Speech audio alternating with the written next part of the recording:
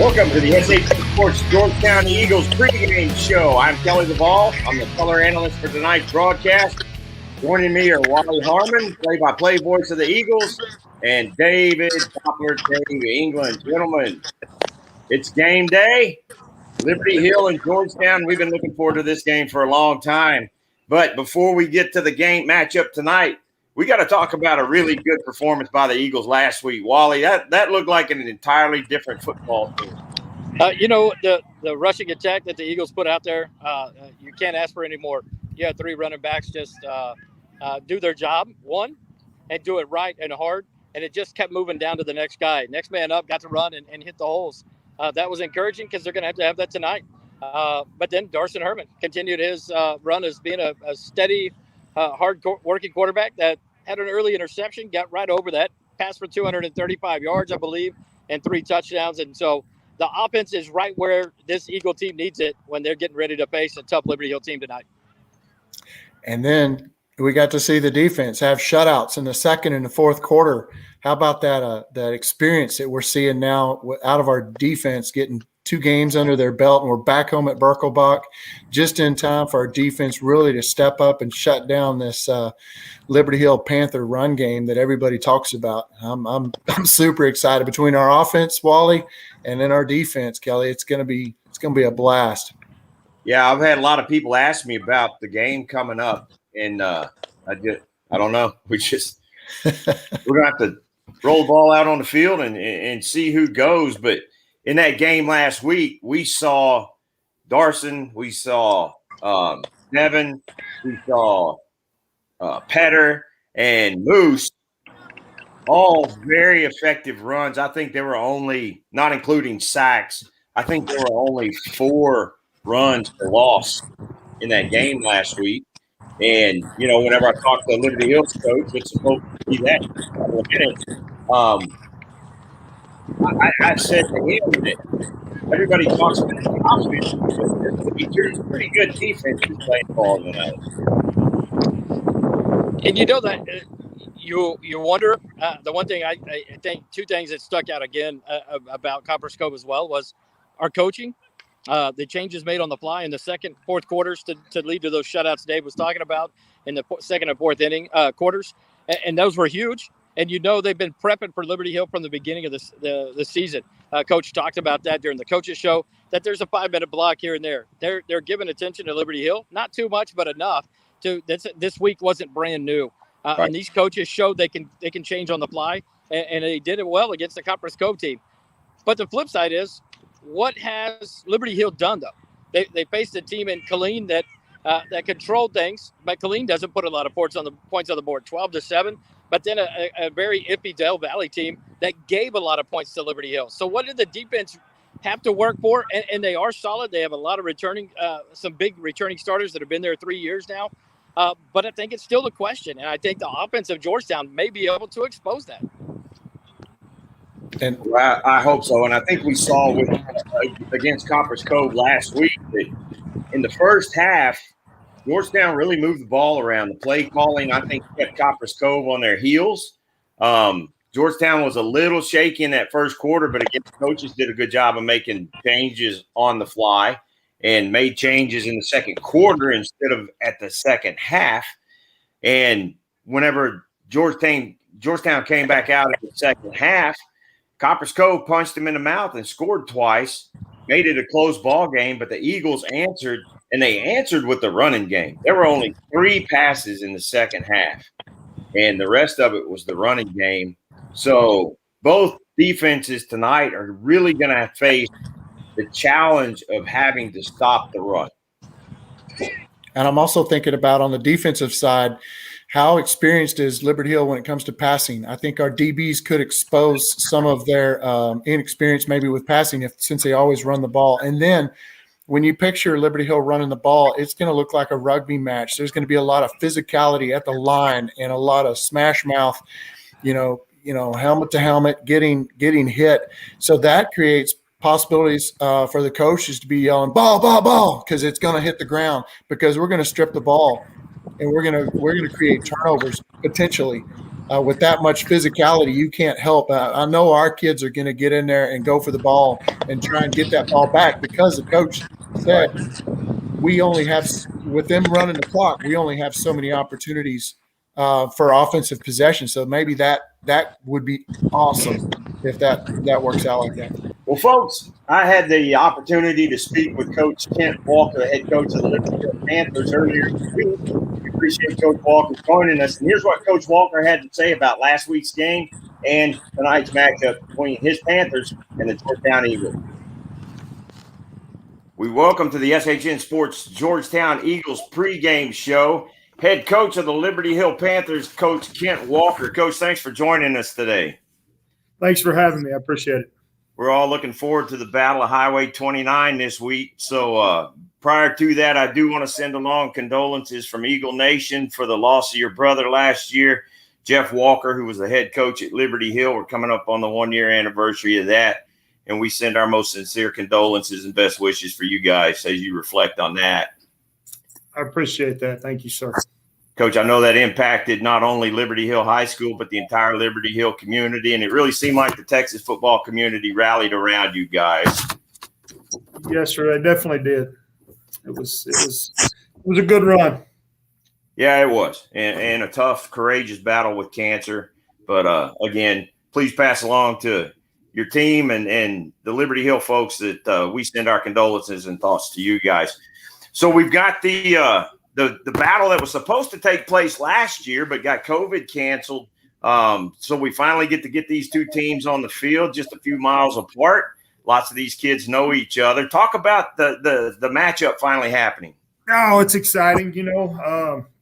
It's very exciting for us to be able to come to Georgetown and play. Great football team, very well coached. Coach Griffin does a great job at Georgetown. So this is a really good game for us moving forward. It'll really let us know what we have. Well, you guys have not shied away from competition in your pre-district schedule. 2 6A teams that you scheduled before. Season started not quite like you wanted with the Colleen Ellison game, low-scoring game. Your offense was able to put some yards up, but just not able to put the ball in the end zone. But last week, you guys got back on track with the typical Liberty Hill game that you expect to see Liberty Hill play against 6A Del Valley. Talk about last week's win. Oh, we finally woke up a little bit and played a little bit more disciplined football. We pride ourselves here in Liberty Hill playing disciplined football. And, we just the first week we were very undisciplined. We jumped off sides, had 12 illegal procedure penalties the first week. And, with our type of offense, we really can't be behind the chains like that. So, we got that fixed this past week. Our kids came out and, a little bit more confidence about them this past week and played really well. Proud of how we came back and how resilient we were, with everything that happened the week before.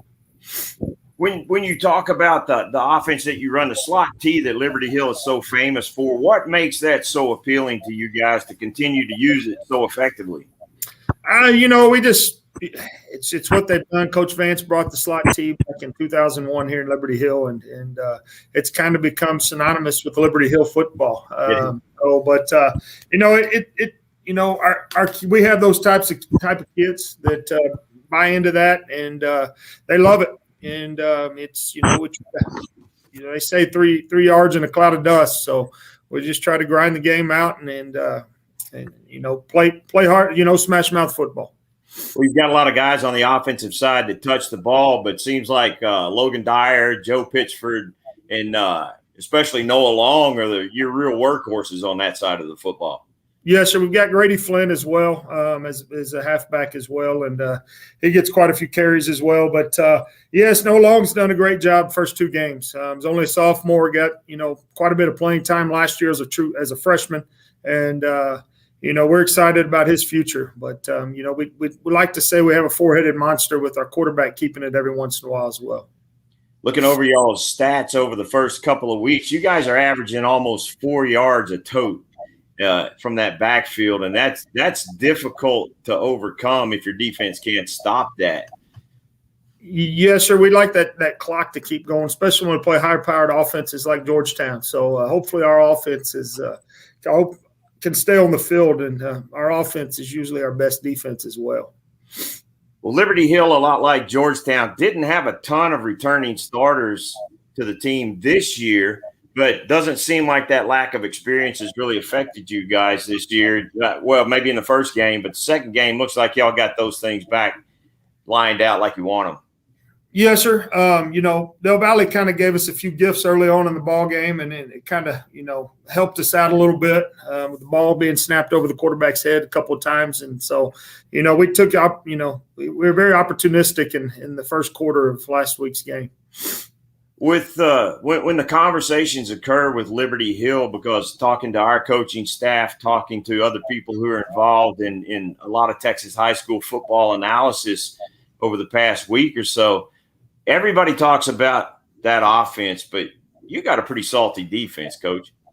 This is one of the better defenses we've had. This is my 5th year here at Liberty Hill, and this is definitely one of the best defenses we've had. We've still got a lot of work to do on that side of the football, but we've got a great leader on that side of the football in Andon Thomas, middle linebacker. This is his, he started as a sophomore, so this is his 3rd year starting for us, and it's kind of like having a coach on the football field, and it makes it a lot easier on me having him out there on the football field. Andon's a really good football player. I believe he just committed to to West Point, right? Yes, sir. Yes, sir. We're very excited about him going to West Point and playing football at Army. Andon's uncle is actually a very dear friend of mine, so he's been calling me and really excited about this game this week. Andon Thomas on that side of the ball, Aaron Brewer, Colin Brandt, Hollis Brady. You got some guys that can tackle. Yes, sir. Yes, sir. We've got some guys that can get to the football. Very, very fortunate to have the guys. I think we have 4 guys that started as sophomores that are now seniors. So we do have some really good football players on the defense side of the football. So at the GISD Athletic Complex this week, what are you looking for out of Georgetown? Oh, a great football game. Hopefully, we can stay on the football. They're a good football team. They're I'm losing a little bit of sleep. You probably see the gray hair. I'm getting a little more gray hair just thinking about them. But good football team. So, we've got our work cut out for us. But, in order to get to where we want to be at the end of the year, we've got to play these types of teams and see where we're at. And, we talk every day about just getting better. And that's our goal, is to just get better between now and then. And hopefully Friday night we're able to get a little bit better and then come back in Saturday morning and fix the mistakes that we're going to make. Well, we're excited about the matchup this week. Liberty Hill travels well, so we're anticipating that visitor side being packed with some purple over there on that side. Hopefully we'll have a lot of blue on our side, have a great atmosphere for Friday Night Lights featuring the Dave Campbell's Texas Football Game of the Week. Oh, wow. Yeah, I didn't even know that. Yeah, it's one of their spotlight games of the week. Yes, there are going to be a lot of eyes on Georgetown this week in the matchup with your Panthers. It's going to be a lot of fun, or I hope it's going to be a lot of fun. We're going to try to make it fun. Well, we're looking forward to a great football game. Coach, any final thoughts before we let you get back to it? No, sir. I really appreciate you having me on. Thank you, sir. Well, we love highlighting these high school athletes. And, of course, it's a Georgetown Homer broadcast, but we like featuring the athletes from both teams. And we want to give our fans an idea who they need to be watching for tonight whenever your Panthers take the field. So we appreciate you taking the time. Yes, sir. Anytime. Thank you. Thanks for having me. All right, Coach, we'll let you get back to it. Folks, that's head coach Kent Walker of the Liberty Hill Panthers. He'll be on the sideline this week for the Panthers. We look forward to a great matchup. And, again, Coach, thank you for taking the time. Folks, stick with us. Pre-game show continues in just a minute.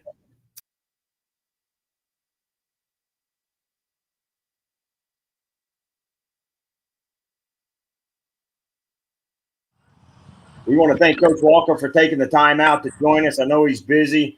As we mentioned in the interview with Coach Walker, last year the Liberty Hill community had a tragic loss in the death of head coach Jeff Walker, who is Coach Kent Walker's brother. After a long battle with cancer, it affected the entire Liberty Hill community, not just the school and the program, and it affected the entire high school football program or high school football establishment in Central Texas. So we appreciate Coach Walker giving us that interview. Well, and I also had the opportunity to visit again with Coach Griffin. And here's what Coach Griffin said about last week's game against Copper Cove and the matchup tonight against the Panthers. We welcome to the SHN Georgetown Eagles Coaches Show, Coach Chuck Griffin. Coach, thanks for joining us on this holiday. Oh, thanks, Kelly. It's here's the deal. We just got out and labored on Labor Day. We've already practiced, lifted, and gone home today. So we were at it pretty early this morning. Well, that's good. These Mondays are always a lot easier after a win. Always, yeah, always is. There's always a lot of teaching that goes on Monday. Just everybody's in a little bit better mood when you're coming off a win. So yeah, it was a good workout this morning. So let's go a little Clint Eastwood. We'll talk the good, the bad, and the ugly. Let's start with what you weren't so satisfied and spend more of the time talking about what you were satisfied with, because there's a lot of good to talk about. What were some things from – and you can always take some things even from a win, but what did you take from this win, stuff you got to focus on this week? I think the biggest thing was we still had a turnover inside the red zone. That was huge. And then special teams mistake there coming out in the second half that gave them an extra possession. Those are two really big things. We can't do that this week. Can't give them any extra possessions. I think what we've got to do a better job of is we had a 16-point lead coming out of halftime. We got the ball. We ended up in the 1st and 5, and we got to put the ball away, let them score, let them get an extra kick, let them get back in the game. And at that point, we got to learn. We got to learn to. We don't need to just be up 16. We need to be up by 23 and then 30. And that's the mentality that we got to have, is we got to keep scoring and we got to keep holding them, and we got to get a little better at that. But that's us growing and developing and continuing to get better at that. Well, that's what I was going to ask you. How much of that do you contribute to youth, and how much of it do you contribute to just somebody losing focus for a second? Probably a little bit of both, and both of those things come from the same thing. My comment to them is we got to quit calling ourselves a young football team. We are. That's just the fact. And the more we play, the less young we are. So we've got to quit talking about being a young football team and just execute and do what we're supposed to do. And we'll continue to get better at that. I thought that was good. I thought we'll get better at that. I think good. I thought we, the second quarter and the fourth quarter, we did a really good job defensively stopping them.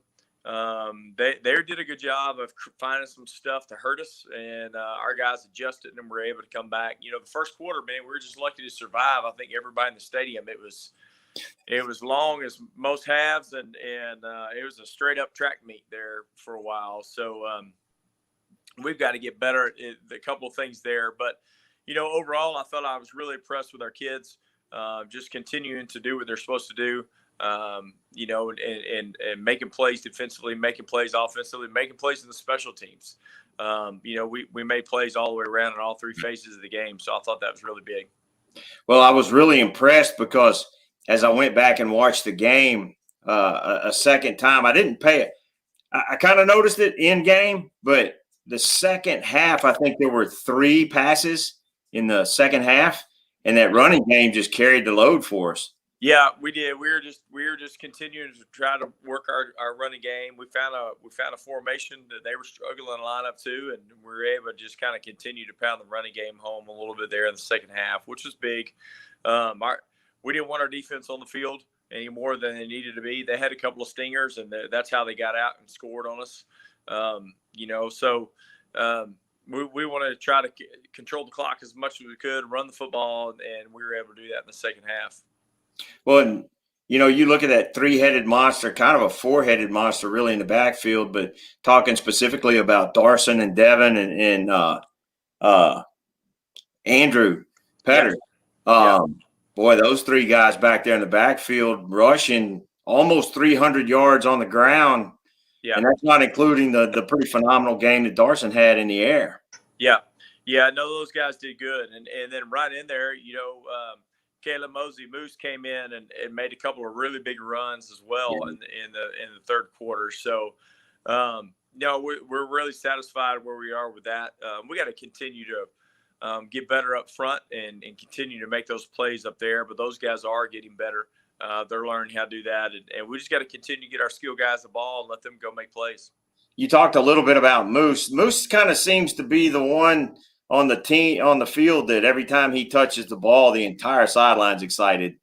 Yeah, it's that way a lot of times. He's kind of the third back. He's kind of in the role that Devin was last year. Yeah. And everybody loves Moose, man. He's a hard worker, does a great job. So when he gets in the game and is able to make some big plays, everybody gets excited. And he's a good player, man. He's able to run over. So he's a lot harder to tackle than people think. Yeah. I think they look at his height and think, oh, man, we're fixing to this guy can't run. And all of a sudden, man, he's running right through the middle of you. Well, and on the broadcast, we even talked about it. He's really patient, waits for those holes to develop, and then when he plants that foot, he goes like he's been shot out of a gun. Yeah, he does a great job running our wide zone stuff. He really does. And all those backs Friday night did a great job of letting things develop and taking what the defense was given. Yeah. So on the defensive side of the ball, boy, they were really attacking the football pretty well. Had a couple of missed tackles, but overall effort, you like to see what we saw Friday night. Those guys just attacking the football. Yeah, we did. We really emphasized that this week, getting 9 hats to the football, and we thought we did that pretty good. AJ Bradshaw had a big game again. Bryson Hanks, after being out a little bit and having a little bit of injury, played really good. Our Brandon Stovall played well. So we had a lot of guys get in the game and do some really good stuff. Well, looking at this Friday, this game was supposed to happen last year with Liberty Hill, but it got COVID canceled. So Liberty Hill's coming to town, and oftentimes you don't think of a team that's so run heavy of putting almost 50 points on the board in a game, but you got an offense coming in this weekend that's just disciplined. They are very, very disciplined. They're a blue-collar football team. They're disciplined. They're going to show up. They're rule followers. They're going to do their deal and get after your tail. So, I've talked to them this week that it's kind of going to be like a street fight. I mean, that's just the mentality of we try to be that way. We want to be a blue-collar mentality football program and football team, and I think we do a good job of that, and they're very much the same way. Now, what they do is completely different. Trying to defend the slot T is pretty new or pretty tough. We got a lot of young coaches, and that was one of the reasons for playing them. Man, I wanted to play them when I still had guys old enough around that know how to stop it. Let some of our young guys, they've never coached against it before. So I thought that was really important for us to go ahead and start playing them before they get in our district. Well, and I don't want to get too much into the game plan, but it seems like with somebody running a wing T, you almost got to sell your soul to stopping that run and leaving your guys on an island out on the corners. Yeah, you do. There are no corners. You know what I mean? If you think about what they do, they don't put anybody out wide. Everybody's in the box. They got all 11 players. I told our defense today, I feel like they got 29 players on the ball. I mean, they just got people everywhere in their formations and do a great job of being deceptive. You've always got to know where the dive back is. You got to know where the option back is. You got to know where the motion is. You got to know where the wing is and the nasty slot. And they're a very disciplined football team. So we got to make sure that we line up correctly and we got to run to the football. Well, and with two teams coming in that really like to have the reputation of being that blue-collar, hard-nosed team, we saw a little bit of it Friday night, but the guys did a good job of not getting wrapped into some of the chippiness that started kind of early in that game, and y'all did a good job of keeping that under control.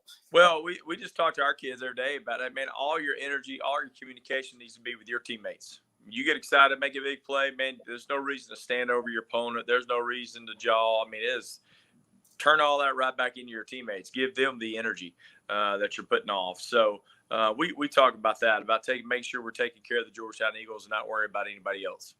When you talk about Liberty Hill, you talk about their offense, but they got a pretty stout defense too. They do. Man, they do. They run to the football. The ball snap, and they're getting after it fast somewhere. So, they've got a good sound defense. I think what did they win 62-7 the other night? So they played good defense and good offense last week. Well, we're excited about this game coming up. I know you like having good opponents, and especially bringing them in home. Should be a good crowd Friday night. Yeah, I think so. It's going to be an exciting night. It's Pop Warner night, so they're going to be there. It's Military Appreciation night. And then we got a little special uniform deal we're going to do this week that's going to be kind of exciting. And so it's going to be a big night. Good. Well, we're looking forward to it. Any players of the game from this past week? Oh, yeah. we've got Darson Herman was a Code Blue Player of the Week, and then defensively was AJ Bradshaw, and then and special teams wise is Carson Sauceda again. He was 9 for 9 on extra points. And had to convert it on an onside kick. So those are pretty special. Carson does a phenomenal job. I mean, he doesn't have the strongest leg, but he's accurate and does a great job on special teams. Yep, he did a great job for us this weekend. Well, Coach, we're looking forward to the game Friday night. Best of luck. Congratulations on the win this week. And we're looking forward to what y'all bring against Liberty Hill this Friday. All right, you got it. Thanks, Kelly. All right, Coach, thanks for joining us, folks. Pre-game show continues in just a minute. Stick around. Gentlemen, tonight is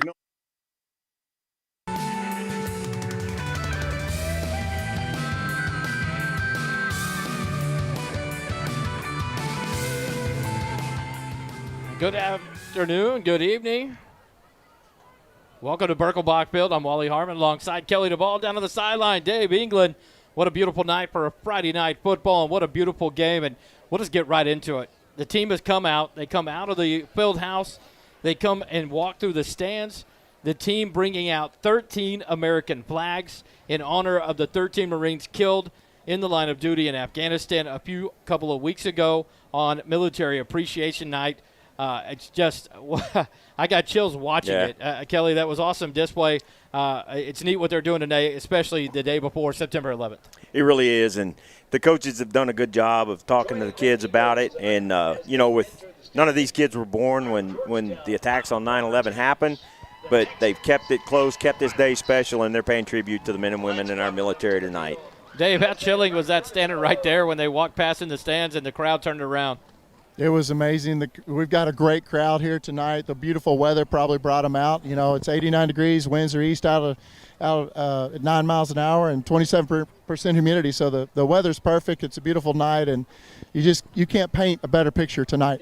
Tonight on the helmets of the Georgetown Eagles, Coach Griffin ordered and had installed a American flag G for this special game, and it was so neat. We saw the picture posted on his Twitter account earlier, Kelly. We love to see it. It's a powerful night, having been in the United States Army, having a daughter that just got out, having a son-in-law in. As the team runs through the banner, the Georgetown Eagles take the field with all of the American flags, the state flag, and the Come and Take It flag. Just a beautiful, beautiful scene here tonight for this Military Appreciation Night. It really is. It's exciting. Big ball game tonight, special tributes tonight, so I'm excited. I can't wait. Big game, Liberty Hill in town. I tell you what, you could spell it how you want to. Disrespect, no respect, could care less. I don't know. What do you paint it? But Liberty Hill predicted on Dave Campbell's website as being a 20-point favorite tonight. Right. They're coming in to Georgetown, to Birkelbach Field in a big game. Two teams that are both 1-1. And play tougher schedules typically in the non-district, getting ready for their district play. And to be a 20-point dog in your own stadium against a Georgetown team that's put up good numbers, an offense that has done a number of things in the passing offense and the running offense, I think the challenge is there for these kids. It absolutely is. And, I said it earlier in the week, we are the team that has something to prove tonight. Liberty Hill, 20 years in the playoffs, several championship appearances, a couple of state championships. We're the ones that have something to prove tonight, and hopefully our boys will bring it and be ready to go. As the Georgetown Eagles spread out along the near sideline, preparing for the colors to be presented in the national anthem.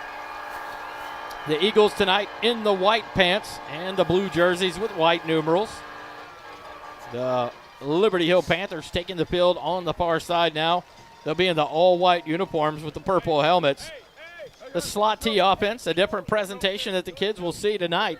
And so a challenge like was talked about at the coaches show, was talked about with interview with Coach Griffin, a challenge for these boys to see an offense that they don't normally see, but they've worked on it from the get-go this year.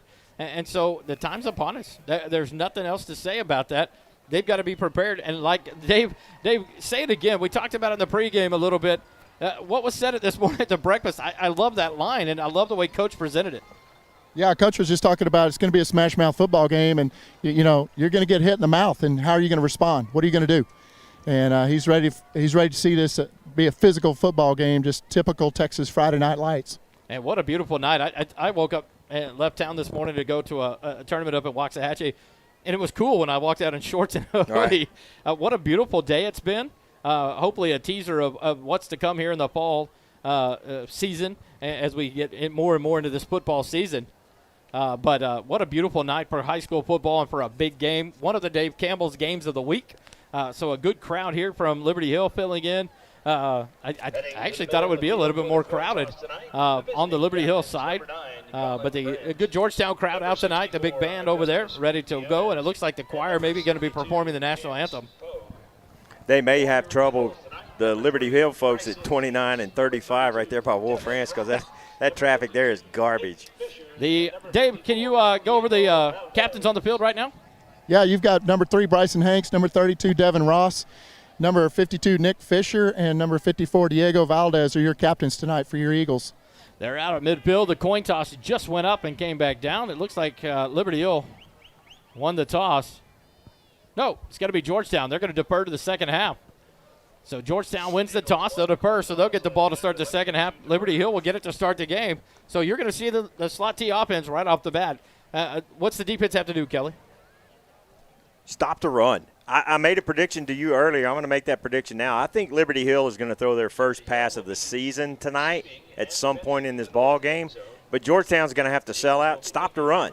And they're going to have to tackle. It's got to be sure tackling tonight, because if these running backs and this quarterback get loose, get into that second level, it's going to be a long night for the Eagles.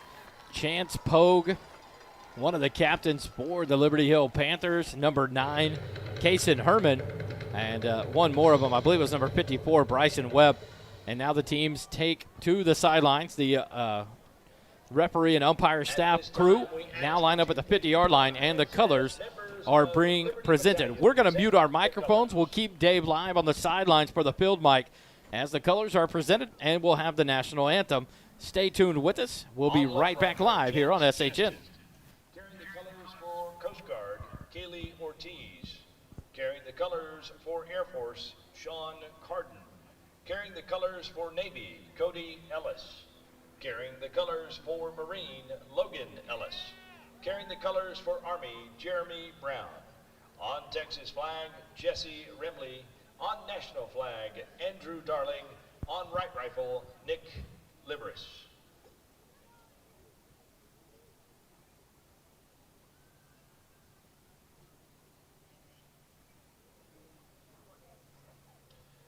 On this day, September 10th, 20 years ago, 3,255 people went to sleep in preparation for their upcoming day. None of them saw past 10 a.m. September 11th, 2001. In one single moment, life would never be the same. As we live and enjoy the breaths we take today and tonight, before we go to sleep in preparation for our life tomorrow, kiss and hug the loved ones that you have, and never take 1 second of life for granted.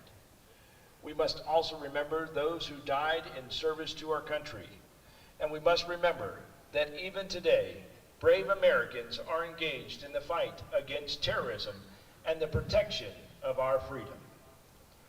Our men and women in uniform understand that America's freedom has always come at an unmeasurable cost, as do generations of veterans before them. Please join us in a moment of silence for all those lost on September 11th and those who have given their lives in the ultimate sacrifice for freedom.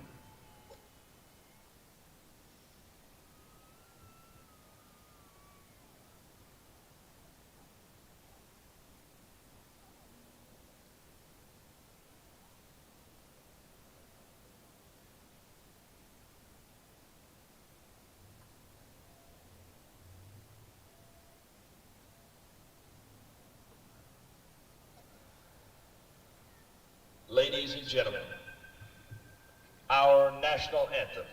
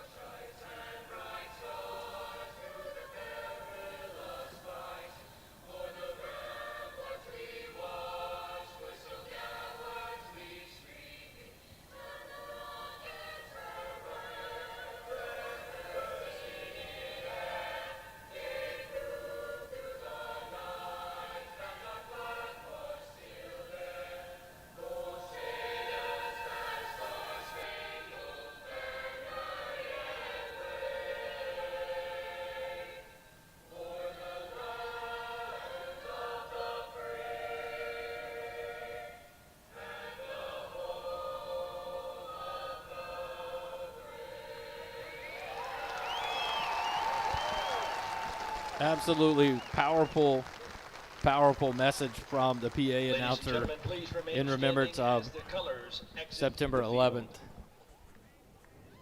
I love it. I love watching these kids as they present the colors. So thankful for all our first responders, our healthcare workers in the face of this pandemic, but especially, most importantly, our men and women in the military and what they do sacrificially each and every day, willing to give their life for this country and for the freedoms in which we enjoy. What a powerful night. I don't know what to say. It's because of the sacrifices of people like that we can do what we're doing tonight. And it's a wonderful thing to have these freedoms in this great nation, in this great state.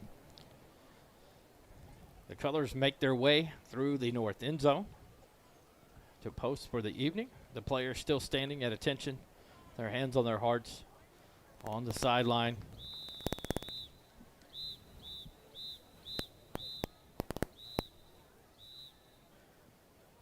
And now that the colors have left the field, Kelly, let's go over the starting lineups, the starting offense for the Liberty Hill Panthers and the starting defense for our Georgetown Eagles. For Liberty Hill, when they take the ball on this opening kickoff, at quick tackle, number 64, Augustus Gutierrez, he's a senior. Quick guard is number 72, the senior Chance Pogue.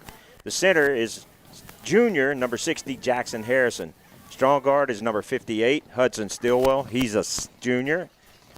Strong tackle is number 71, Ryan McIntyre. He is a junior. Tight end is number 9, Kason Herman, a senior. Receiver number 2, Jack Philpott. He's a senior. Tailback number 21, Noah Long. He is a sophomore. Fullback is the junior, number 12, Logan Dyer. Halfback is number 43, Grady Flynn. He's a senior. And the quarterback, number 11, Will Suchek. For the Georgetown Eagles on defense tonight, since Liberty Hill will be getting the ball first, at the end is senior number 15, Carson Guido. Nose is Michael Valenta, number 30. Number 43. He's a sophomore. The bandit is Brandon Stovall, number 38. He's a junior. Ian Lewis is the outside linebacker. He is a junior, number 10. Number 3, Bryson Hanks will be at the Mike linebacker position. A.J. Bradshaw, number 5, the Sam linebacker, and we'll get to the rest of them as soon as we get through the kickoff. The three-pronged kicking attack ready to go, Dave, as Sauceda, Kelson King, and it looks like Moose joins them in the kickoff formation. And Liberty Hill has scouted this kickoff formation. One man deep at the 10-yard line. Kelson King will boot it down the center of the field to the right hash mark, fielded at the 10-yard line, up to the 20, 25, breaks it outside, gets past the defense. The kick team pass Saucedo out to the 50, 45, and he's tackled from behind by the Moose. And number 21, Noah Long on the return, takes it all the way from the 10-yard line out to the 44-yard line of Georgetown, where Liberty Hill takes over 1st and 10.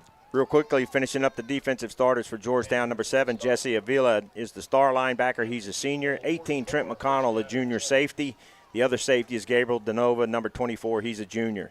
Corners are Baylor Alexander, number 11, Colin Casey, number 26. And that's the defense for your Georgetown Eagles. 1st and 10, hand off to number 6, right up the middle. And he gets stacked up, maybe a 2-yard gain to the 42 of Georgetown. Number 6, Joe Pitchford with the carry. Second and 8 now for the Panthers. Doesn't take long to see what's going on this offense for the Liberty Hill Panthers. If you haven't seen the slot T, it is as intricate as the West Coast offense is in the passing game. 2nd and 8. They rush up to the line from the 42 of Georgetown. 11:22 on the clock. They'll pitch it off to 21. And he's stacked up at the line. Nice tackle there. Trent McConnell comes up, hits him at a line drive to the back. He'll be back to the line of scrimmage where he gets spotted there. And he'll be a long 3rd and 8 now for the Panthers. Nice job of Trent moving out there and staying with the running back. He's the only one that's got a shot at him because the Panthers did a good job of making their blocks. So we've got to have sure tackling tonight. Trent did a great job there. Nice 3rd and long. Should have been a false start. Not called there. Handed off to Long again. And he's stacked up at the 40-yard line. And a stop for the Georgetown Eagles on 3rd down. It was 3rd and 8. It'll make it a 4th and 7 from the 41-yard line. It looks like the Panthers will go for it. Nope. Now he looked like the punt team coming out. So a great stop there for the defense of the Eagles. If they indeed do punt it, you're right, Wally and Kelly. That's a big stop. A lot of confidence there for your Eagles. Sure tackling there. Seven from the 41-yard line of Georgetown. All of 3 yards allowed on the first 3 plays by this Georgetown defense. Back deep, Drayton Dickman back at the 10-yard line. Back to punt for the Panthers. Stands at about his own 46. He'll punt it away. Gets the punt. It's high and short. Dickman's going to range up and field it on a fair catch at the 24-yard line. Didn't let that bounce. He came up and fielded it, maybe spotted at 25. And what a job there by the Eagle defense in response. They get the challenge. They deferred it, wanted defense. Coach wants defense, and that 3 and out. Well, and that's as good as you can ask for. So you get that 3 and out on their first series. So you have really got to have some sure tackling, take care of your assignments. Great job by the Eagle defense. Now let's see what they can do on offense. 25-yard line, 1st and 10 with 10 minutes left on the clock to start their first drive. Darson Herman is shotgun. No one in the backfield. Is going to roll out to the left side, looks to throw, and he's going to dump it off to Drayton Dickman at the 31-yard line. Again, a 6 on 1st down. He'll bring up 2nd and 4 on the 31. I think he wanted to go long, but the receiver was covered long, so he went down his checkoffs, and Dickman was out there. Nice 7-yard gain on 1st down. Just matriculate the ball down the field, boys. 2nd and 4 from the 31. Now Petter in motion right. Devin Ross in the backfield. Quick pass out to Dominguez. He spins, gets past the man up past the 40, out of bounds about the 42-yard line. And that'll be a nice 11-yard gain on the pass from Herman to Dominguez. Number 25, Marquise Dominguez with his first catch. And what a good move there to cut it to the outside, spin away from his defender, and pick up the first down. The borrow from Morrow, 1st down. Got an opportunity there to get a few extra yards and then stepped out of bounds to avoid taking a big hit. 1st down, it's a good start. 1st and 10, 1 receiver left, 2 right on the near side hash mark. Herman with running back set behind him. Ross in motion now at the line. It's going to be a handoff to Petter, left side. In the hash marks, past the 45, up past the 46, make it the 47-yard line. And a nice 5-yard run on 1st down for Andrew Petter. His first touch of the night makes it 2nd and 5 now for the Eagles. These big uglies up front for Georgetown are doing a good job of controlling that line of scrimmage, and that's going to be the key for us on offense, is making sure we control that point of attack, and they're doing a good job of holding this. Because the Panthers have a really good defense, so keeping them in check is a good job on this first drive so far. 1 receiver right, 1 left. Tight end to the left side. Ross offset to the right of Herman. Takes a shotgun snap. He'll hand it to Ross to the left side. Tries to break it outside. Gets drugged down about a 1-yard gain up to the 48. Nice tackle there by Colin Grant, the junior linebacker. Kelly, going back to what you said, there's a size difference, noticeable size difference between our offensive line and their defensive line, with the exception of their number 17 on their left side. It's going to be 3rd and 4. It's going to be 3rd and 4 now from the 48-yard line of Georgetown. Herman with 3 receivers right, 1 left. Ross offset behind him. He backs up, looks to pass quickly. He's going to have to scramble with it. Up past the 50, runs over a player, through a defender, up to the 45 of Liberty Hill. Darson Herman lowers the shoulder and picks up another 1st down. Darson talked about that after the first game whenever he was saying he used to step out of bounds, and coaches were like, come on, big boy, we need those extra yards, and he got a couple there. 1st down, good job by, again, of keeping this drive going and run that clock. Darson Herman with his first run of the night is good for another borrow for Morrow, 1st down. 1st and 10 from the 45 of Liberty Hill, right in the middle of the field. Herman with a running back off to his left side, hands it to Petter around the right side. Great block there by Hawkins, out past the 40 up to about the 35. Keeps scrambling and takes a hit and gets knocked out of bounds. It's going to be right about the 34-yard line of Liberty Hill, enough for a borrow from Morrow, 1st down. Andrew Petter make it the 33-yard line. Nice run there by the sophomore Petter. The instant Petter got that football, you knew he had some yards ahead of him because it was wide open out there. The defense all moved to their right, our left, and went with the blocking patterns. Shotgun snap to Herman, turn around, hand it to Ross. Dances to the right side, hesitates, now hits the hole up past the 30, down to about the 28-yard line. Nice gain of about 5 yards on 1st down for Devin Ross, 2nd carry of the night. And the Georgetown offense continues to move the ball. Here in their first possession, started back at the 25 after a 3-and-out by the defense. Devin didn't get hot last week until late in the 2nd quarter and then into the 2nd half. And I like those good determined runs that we have there. Georgetown knows exactly where these linebackers are going to be, and they're attacking them. 2 receivers left, 1 right. That receiver on the right side, Petter in motion. He runs to the back. It's going to be a pitch to Petter from Darson Herman. Up past the 30, 25, makes a man miss. Now 2 men drag him down, but it'll be right at the sticks. Probably another first down. We'll see what they mark it. They do. It's going to be at the 23-yard line of Liberty Hill. Another borrow for Morrow first down. And a great run there. Different design play there as Petter came in motion, bubbled out behind Herman, and it became a pitch play there as he kind of ran the old option. They ran that a couple of times last week, but they didn't pitch it. Andon Thomas, number 10, came up and helped stop him, but he already had first down by then. First and 10 from the 23 of Liberty Hill. Herman with the shotgun snap, looks to go outside, does the Marquise Dominguez for the completion. He's thrown out of bounds about the 19-yard line, so that'll be about a 4-yard gain to bring up a 2nd and 6 now. For the Eagles at the 19. We're going to be inside the Smoothie King red zone for the first time tonight on the first possession. 6:53 left here in quarter number 1. Ross offset to the right side of Herman. 2 receivers right, 2 left. Now Petter in motion. Back behind Herman. It looks like the option the other way. Herman, fake it, drive forward. Runs up over a couple of Liberty Hill defenders up to about the 16-yard line. And that'll bring up a short 3rd down now and 3. I don't think Darson had any thought of pitching that football at all. The pitch was just to try to get that outside linebacker to go with the running back and cut it back up, and Darson's looking like he's liking the contact at this point. 3rd and 3 from the 19 or the 16 of Liberty Hill. Hawkins in motion to the left side. Herman takes a shotgun snap, hands it off to Ross, makes a man miss, gets up past the 15, drives up towards the 10. The pile will stop there about the 11-yard line, but go figure, that's going to be another borrow from Morrow first down as Devin Ross made one man miss in the backfield, and it cost the Liberty Hill Panther defense there. As in, he has that steady run, Kelly. He loves to wait and hesitate, but then hit that hole. And you see how strong he is because he's got 6 white jerseys hanging on his back. He refused to go to the ground. I like to see that.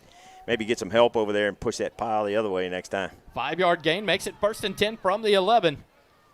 Here in the Smoothie King red zone. 3 receivers right. Ross back behind Herman in the shotgun. Herman from the left side hash mark. Takes the shotgun snap, turns around, fakes it. Now he'll follow Ross up the middle, gets to the 10, maybe to the 9-yard line where he's taken down there. Herman keeps it there on a design quarterback run, and it brings up a 2nd and 8 now from the 9-yard line. I like what I'm seeing from the play calling. I like the little short passes that could open up something a little bit later, but being patient, moving the ball down the field, this drive is taking started at 10 minutes. Yeah, it's taken almost 5 minutes on this drive and keeping the ball out of Liberty Hill's hands. And wearing down the Liberty Hill defense. Absolutely. Yeah, giving our defense plenty of rest. Herman on the shotgun rolls out. There would have been a hold there as Petter got tackled, and now it's going to be a sack back behind the line.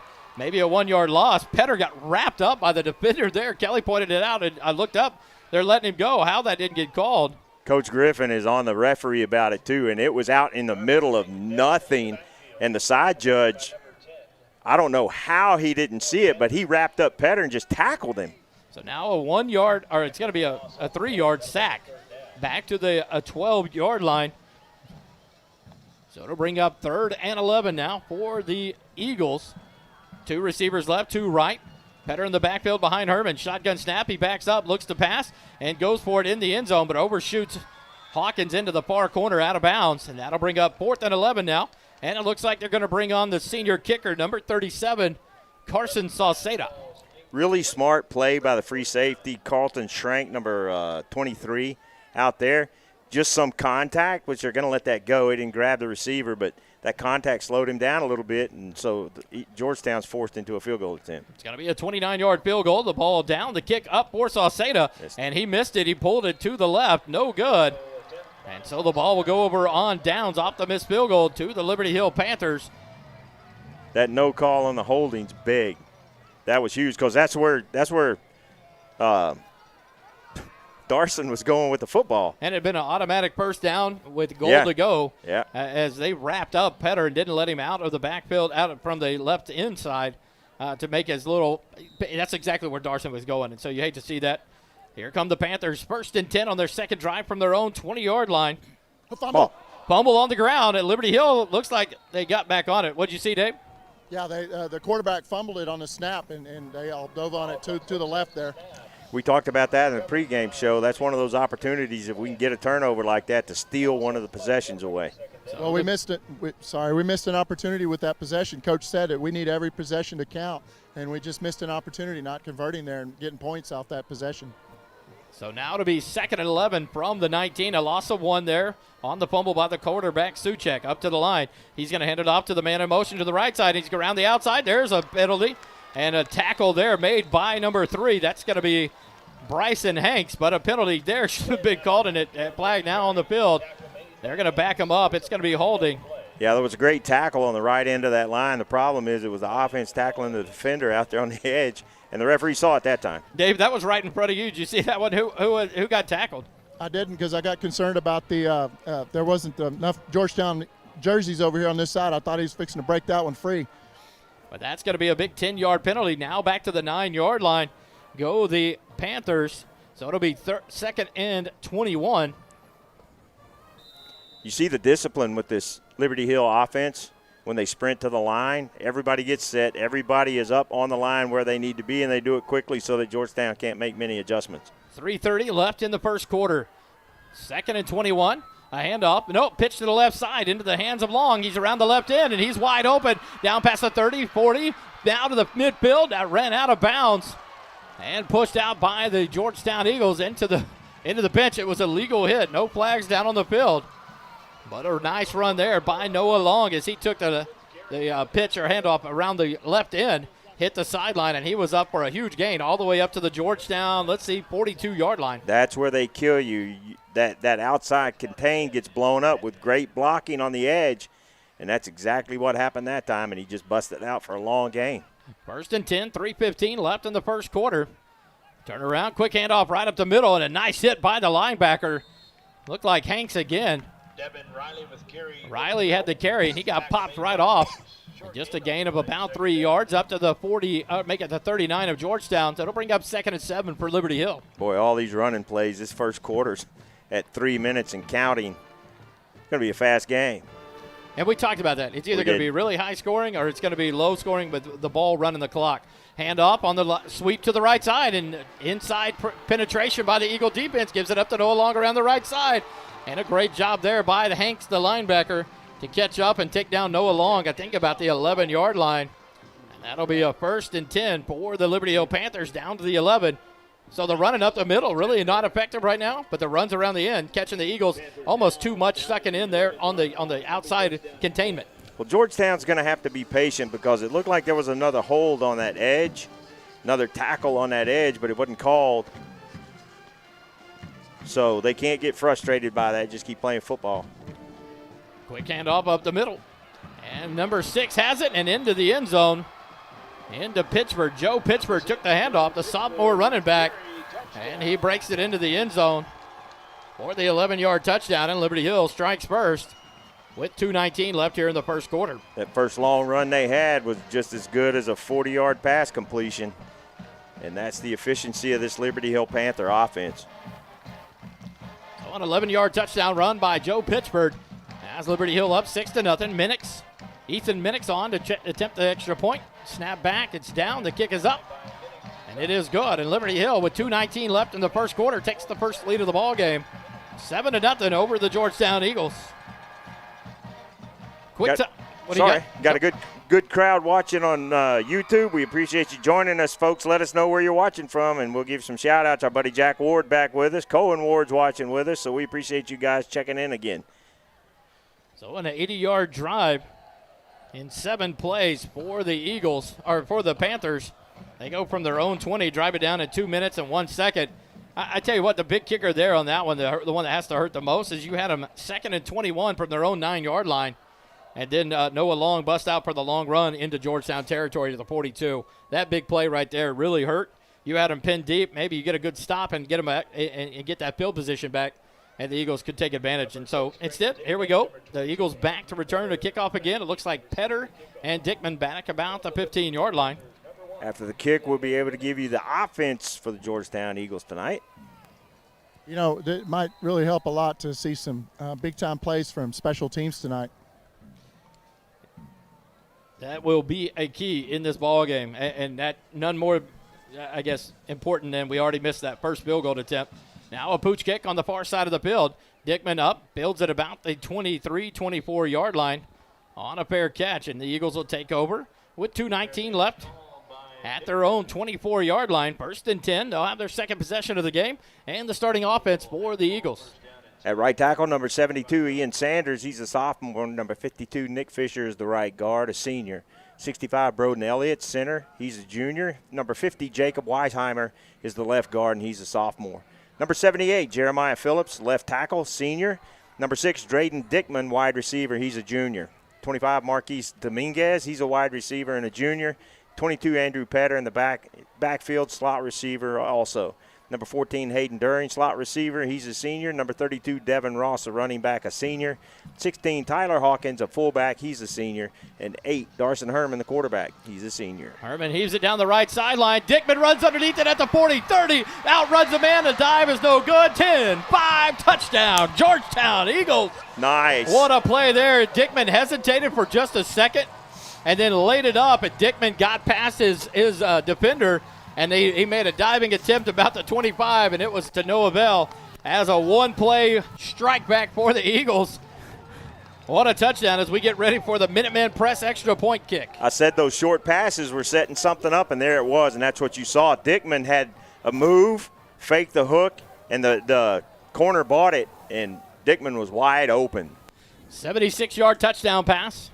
Now the extra point attempt, the Minuteman Press extra point attempt by Carson Saucedo is good, and we're tied up at 2:06 left in the first quarter. It's 7 apiece, and I guess that's how you answer back, Dave. Absolutely. You know, if you miss that first opportunity, you would love to be ahead already on the scoring, back and forth. This is going to be a back and forth there. You would have loved to have taken advantage of that first possession, but we didn't. But, hopefully special teams or a fumble recovery or something like that will get us ahead on this back and forth scoring. And because the time management, Kelly, Wally, is going to be a big deal. Absolutely. We're sitting here at 7-7. Both teams have had 2 possessions, and it's 2:06 left in the first quarter. 2 extended drives there as the Eagles had the ball for over 5 minutes in their first possession and unfortunately come away empty-handed on the missed field goal. Eagle Drive recap brought to you by the Georgetown Eagle Football Booster scoring drive. That's pretty simple. One play, 76 yards in 13 seconds. Darson Herman to Drayden Dickman for the touchdown. Carson Saucedo tacks on the extra point to even things up. Now the 3-headed kicking monster lines up again for the Eagles. Kelson King, Carson Saucedo, and the Moose at the 40-yard line. You're going to see some trickery tonight from somebody on special teams. Saucedo boots this one down the right side. Far sideline, fielded at the 18-yard line. Up past the 30, 35 is number 4 up to the 40-yard line. Aiden Burrell, the junior, returns that kick from the 18 up to the 41-yard line, and that's where Liberty Hill takes over 1st and 10 with 1:59 left of the first quarter at their own 41-yard line. Got a little chippiness going on, so we'll see if they get a hold of that. Got some folks listening in from Louisiana. Got some Muskogee, Oklahoma folks listening in. Appreciate you guys joining us. 1st and 10 from the 41, far side hash mark. Quick handoff. Quarterback keeps it. He's stacked up there at the line. Maybe a gain of 1 up to the 42-yard line. Number 7, Jesse Abela on the tackle. Nice job of staying at home and accounting for that quarterback, because if he doesn't, he's still running. He wound up over in the baseball field. 2nd and 9 from the 42. Suchek on the 1-yard keeper. Here come the Panthers now from the left side hash mark. The snap, turn around, hand it too long. He's coming across the right side, and he has to bend it back in. Abela did a great job, Dave, there. Much better. Closing that in. Yeah, they're watching the outside now as well as the inside run. And that was their weakness on that last drive, right, Kelly? Yeah, the outside contain has gotten a little bit wider, and they're staying out there. You want to attack the football, but it's hard to tell where that football's going. You have to stay at home for that outside contain. 3rd and 7 from the 44. Quick handoff right up the middle, and he's driving forward, but there it is, a stack of Eagles stopping that about the 48-yard line, and it's going to bring up a 4th and 3 for the Panthers. We'll see what Coach Walker does here. It looks like the punt team coming in. Yeah, when Coach Walker sent us the 2 deep and the roster, I noticed on their punt team, they have wholesale changes with a lot of speedy tacklers. So 4th and 3 for the Panthers at the 48-yard line. Drayton Dickman drops back to about the 12-yard line for the Eagles. The punter. Dave, what's the number of the punter there? Number 10. Andon Thomas. Andon Thomas set back to kick. He's going to run out to the left and boot it off. Fielded by Dickman, and he's going to run with it. I didn't see him raise his hand, but the defender thought he raised his hand. The referee thought he raised his hand. If he did, it should be a delay of game penalty. So now the penalty thrown at the 48. Hopefully that's not anything on that would be enough yardage.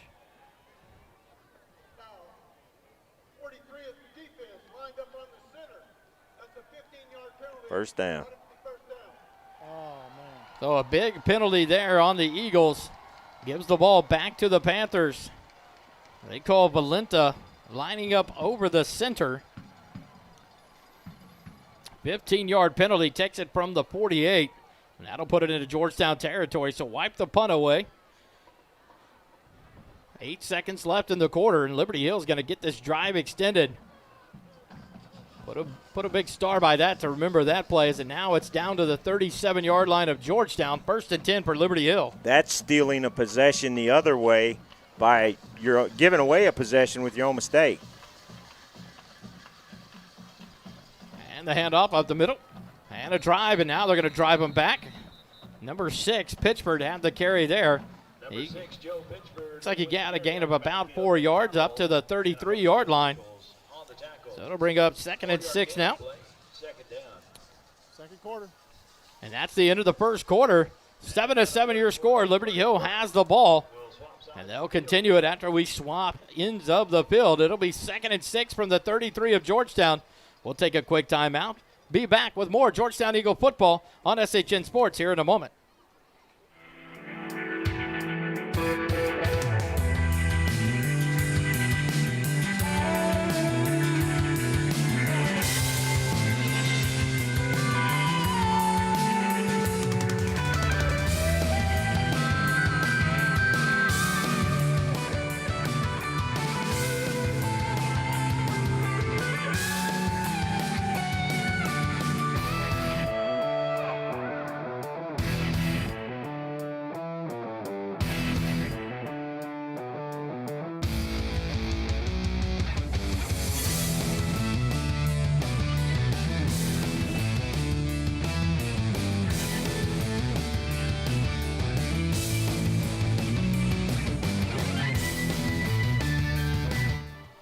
And the snap, 2nd and 6, out to the right side, and stacked up. Good tackle there, I believe, by, it's going to be the man of the hour right now, Bryson Hanks.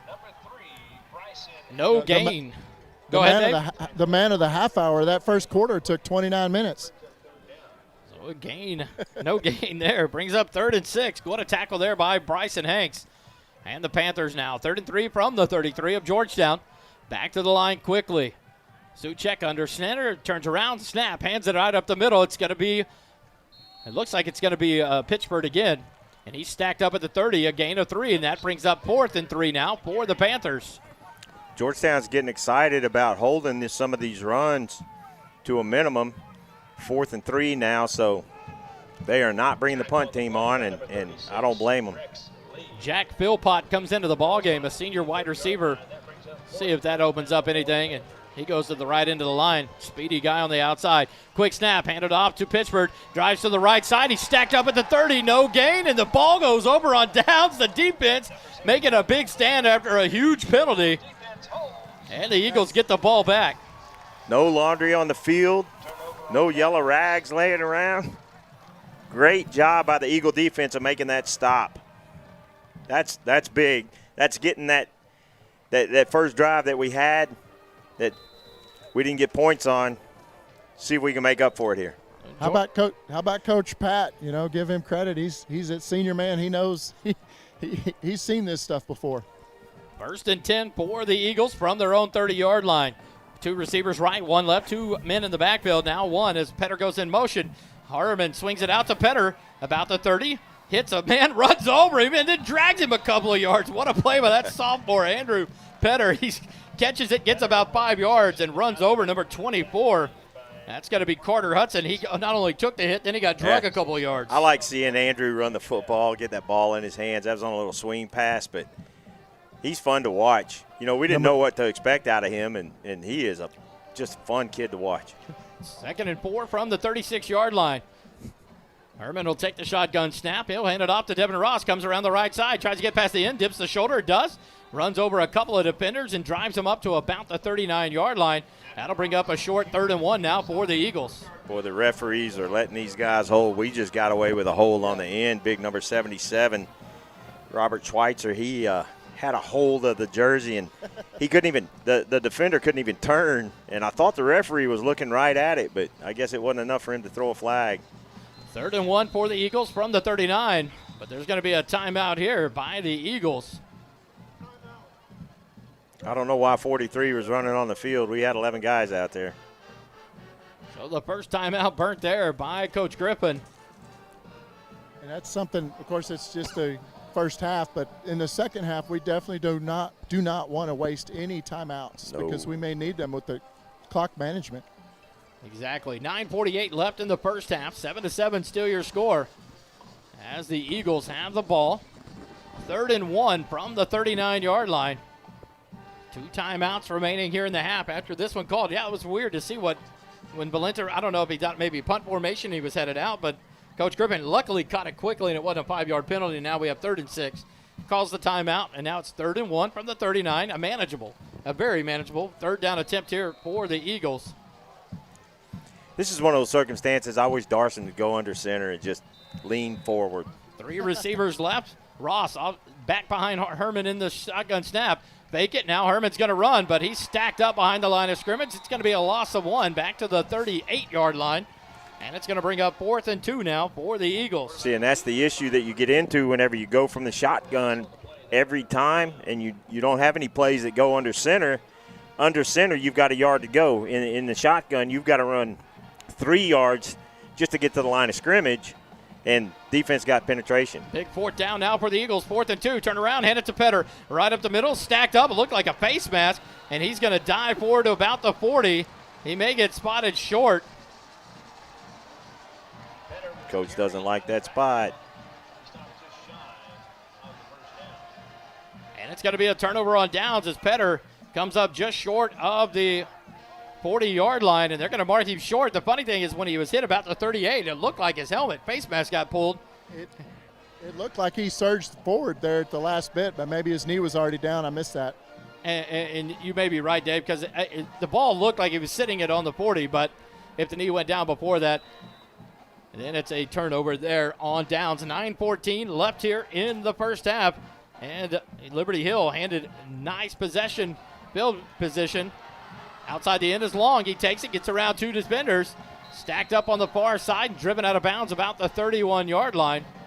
Straight up blocking the back. Right out there in front of the side judge. Man. So a gain of 8 yards by Long. It brings up a short 2nd and 2 for the Panthers from the 31 of Georgetown. They'll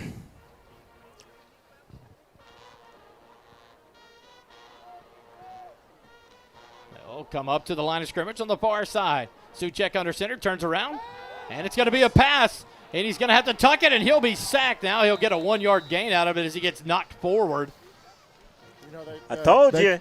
They covered him up pretty fast, though. You know, as soon as they recognized pass, the defense adjusted and covered those guys up pretty fast, and they didn't have anybody open. He had every intention of throwing that football, and I wanted him to, so my Nostradamus prediction could come true. I said they were going to throw a pass tonight. But the first, I tell you what, Dave, we even heard up here through your microphone, the coach is screaming, pass! Yeah. And a great job by the defensive backs to recover. 3rd and 1 from the 30. Turn around, hand it to number 43, and he's going to squirt forward and get all the way up to the 25-yard line. That's the first time he's carried the ball, and that's going to be Grady Flynn, the senior running back for the Panthers. Another first down at the Georgetown 25.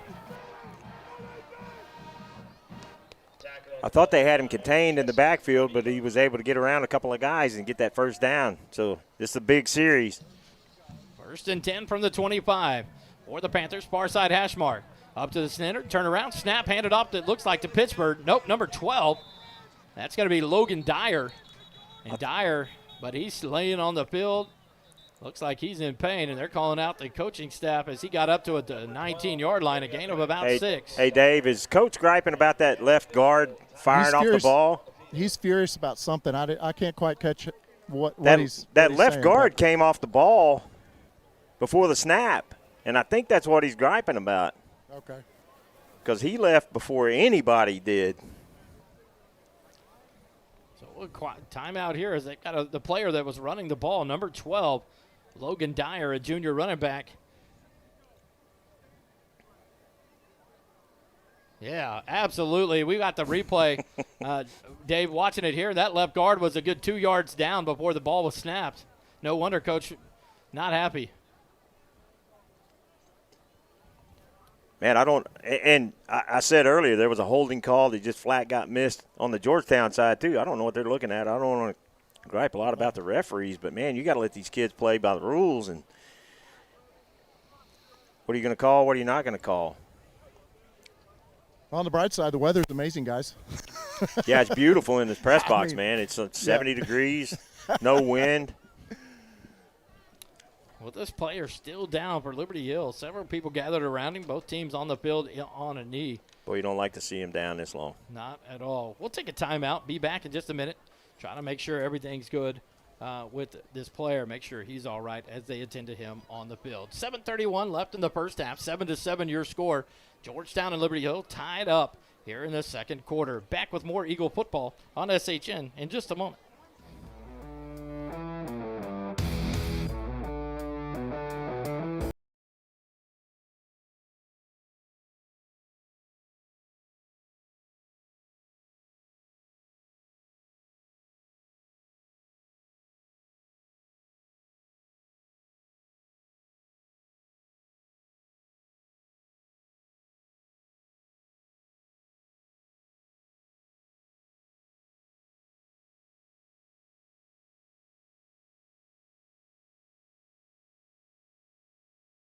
And back here, Augustus Gutierrez, the senior lineman.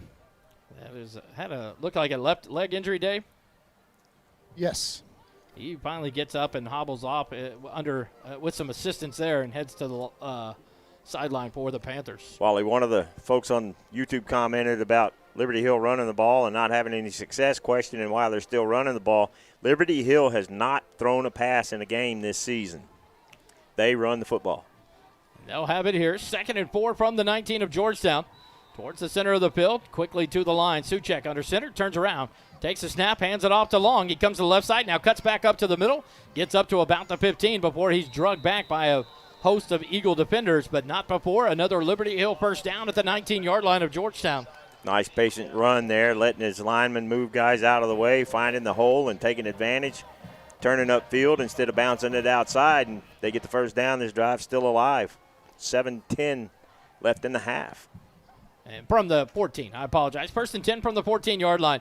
Now they'll hand around to Long on the right side. He goes around, and now he hits down to the 10-yard line where he's taken down there. So it'll be a gain of 4, bring up 2nd and 6 from the 10-yard line. With this Liberty Hill offense like they run, it's nice seeing 4, 5, 6 guys, blue jerseys on the ball whenever the tackles are made. Noah Long carrying, that's the majority of the carries between Long and Pittsburgh. Gets him up to the 10-yard line. 2nd and 6 for Liberty Hill. Up to the line, take it, hand it off. Right up the middle, and he's going to find an opening to the left side, and it's going to be number 7.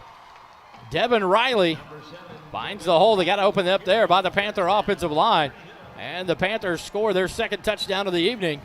And they take a 13-7 lead with 6:30 left here in the first half. And that's why the Panthers continue to run the ball. And that's exactly right. They'll be patient. I moved around to the end zone to see it from a different angle, and everything happens so fast that it's so hard to see who's got the ball. That's the issue. And the field goal is up and good by Ethan Minix. And the Panthers take the 7-point lead now, 14-7. The last time the Panthers took a lead, it was a one-play drive for the Eagles on a nice 76-yard pass from catch and run by Drayden Dickman from Darson Herman. So we'll see how they respond here with 6.5 minutes left in the first half, trailing by 7. Continuing to run the ball like that, too, that will wear this Georgetown defense down. So they may not have a lot of success initially, but if Georgetown can't stop those drives and get off the field, get the defense off the field, the defense is going to start getting tired. Yeah, we'll need to have to put together some drives that are not just 1 or 2 play drives, but maybe some sustained drives. But we'll have to get the lead before we do that. So the Eagles drop back in kick return formation. They stack the line. We need a nice sustained drive right here, run this clock out, put some points on the board, and then we get the ball to start the second half. Now it looks like Ethan Minix will handle the kickoff here for the Eagles, or for the Panthers. Drayden Dickman and Andrew Petter back. Dickman about the 20-yard line for the Eagles. The pooch kick on the near side. Dickman up, builds it at the 22-yard line. He keeps it, runs past the 30, 35, catches the sideline, and he may be gone. Flag. Flag came down. Dickman returns it all the way for the touchdown. And that'll be called back. They see that holding penalty, and it's on the sideline of the Eagles. And it was a good hold. he held. If you're gonna go big, and he went big. Well, that touchdown will not count as the holding brings it back. Dickman found what a return there by the junior Drayden Dickman. He found a sliver of space and then hit that sideline, and you weren't catching him. The kicker Minix came at an angle, and it was there was no hope there. But unfortunately, block in the back. I actually just saw the replay of it. May not have been much of a hold. It may have just been a pancake block. They said they called it a illegal block in the back. Oh, so I wasn't looking at the right guy. So Georgetown will be starting this drive. 6:19 on the clock. The block I was watching, if it's an illegal block in the back, then it's on the turf. That call's on the turf because that's where his back landed. 1st and 10 from the 28, near side hash mark. And now another timeout.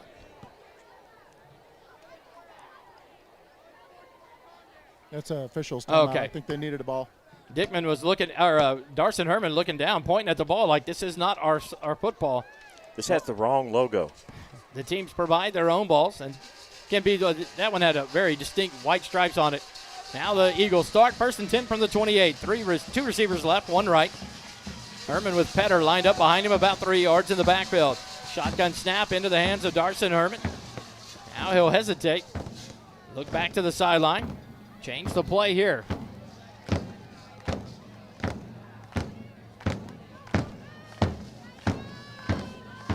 Now the snap back to Herman. He fakes the handoff to Petter, and now he's hit in the backfield. How long are you going to let him go and hit the quarterback, ripping at him in all directions? Good night. There was several lookout blocks where the lineman turns and tells the quarterback, look out. 2nd and 13 now. Ball all the way back to the 25. Herman did a good job at least getting up, not losing too many yards there. But it's 2nd and 13 from the 25. 2 receivers now to the right, 1 left. Devin Ross in the backfield, offset to the left of Herman. Shotgun snap back, fake the handoff, and he's going to go. And he's swinging out to the left side into Marquise Dominguez. He catches it, stacked up almost at the first down marker. We'll see where the spot is. Generous spot. Maybe about a half a yard short where he stands and looking at the marker on the Liberty Hill sideline. The pass over to number 25, Dominguez.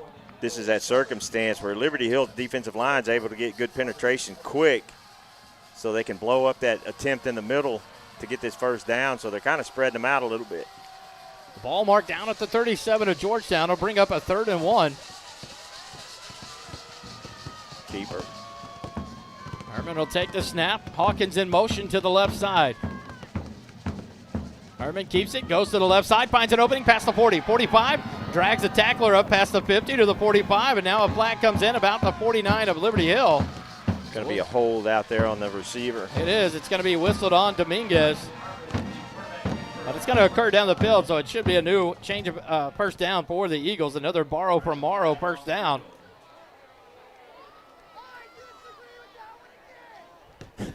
That was beautiful. Dave, I don't know if you heard that guy yelling behind you. That was awesome. I disagree with that one again. I missed it. What did they say? I disagree with that one again on the penalty. But it's going to be a hold, but it'll bring it back from about the 45 of Liberty Hill back to the 41 of Georgetown. But it is a 1st and 10 for the Eagles. 4:51 left here. If you're going to hold, do it 15 yards down the field. Absolutely. 1st and 10 from the 41. 3 receivers left. Ross offset to the left of Herman in the backfield. 1 receiver right in Dickman. Now Ross in motion out to the right side. Herman takes a snap, backs up, looks deep. Now looks to scramble. And he's going to have to scramble for his life. Gets up past the 45, 46, maybe at the 47. And there's the penalty out of bounds by number 3. That's going to be on Aaron Brewer. He continued playing out. Yeah, that was kind of, I saw that, and one player was kind of on top of him, and the Georgetown player went over the top of him, and it looked like from the stands that he intended to do that. I don't think he was intended to do that, but. The fans don't agree with you, Dave. They said you can't do that. And that's a 15-yard penalty. We'll take it. Andon Thomas, number 10, the linebacker, recently committed to play at West Point, and we saw his speed there because Darson's fast, and Andon was able to close that distance and make the play out there on the edge. So now the Eagles moving to Liberty Hill Panther territory. 4:22 left in the first half. 1st and 10 from the 38 of Liberty Hill. After that penalty, near side hash mark, Herman, shotgun snap, hands it off to Moose around the right side, up past the 35, down to the 30. Running hard is the Moose. And he gets up to the 30, a nice run there of about 8 yards. It'll bring up a short 2nd and 2 now for the Eagles. Nice job there. I love watching that kid plant that foot and turn up the field. Boy, he got to that corner and turned it, Dave, right in front of you, coming at you. Oh, it was beautiful. It was beautiful. The guys are trying to tackle him, and he's power running. 2nd and 2 from the 30-yard line of Liberty Hill. Ross offset to the right side of Herman in the backfield. Shotgun snap, fake the handoff, looking to pass, and he's going to go deep into the end zone. It's a little short, tries to come back for it, and it's going to be pass interference. The defender never looked back and just kept running and pushed Dickman into the end zone. Incomplete pass, but it's going to be a pass interference. It'll be a 15-yard penalty. Pass interference on the Panthers. It'll be another 1st down for the Eagles inside the Smoothie King red zone. And he's the number 24 who got penalized there, Mr. Carter Hudson. Was arguing with the far side official. I had my hands up, but he ran straight into Dickman and pushing him away from the ball as Dickman tried to come back for it. So it'll be 1st and 10 inside the Smoothie red zone at the 15-yard line of Liberty Hill. 2:50 left in the half. High school, you can face guard. College, you can face guard, but he made that contact, which pushed Dickman off his route. That's the reason for the penalty. I'm going to hang out over here in the corner of the end zone because I hope he throws number 8 to number 6. And now a delay here. We'll see what they're doing.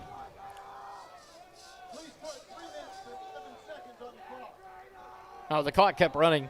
So they're going to reset it, I believe, to 3:07. That's what he just said. So it'll be 1st and 10 from the 15-yard line of Liberty Hill.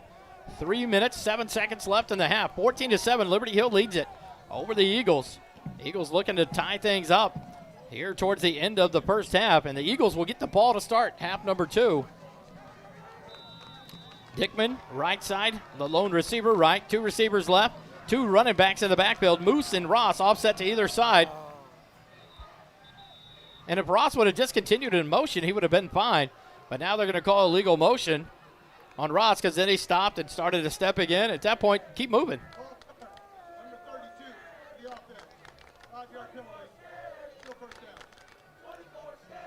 So now it'll be 1st and 15 from the 20. This series for the Eagles littered with yellow flags. 1st and 15 from the 20-yard line. Still in the Smoothie King red zone. 3:11. Now on the clock. We added seconds on the clock on the penalty. Herman back in the shotgun. He'll take the snap. A little low, gets it. Now he's scrambling. Dishes it out to Ross. Back up to the 20. No gain on the play. It'll be 2nd and 15 for the Eagles.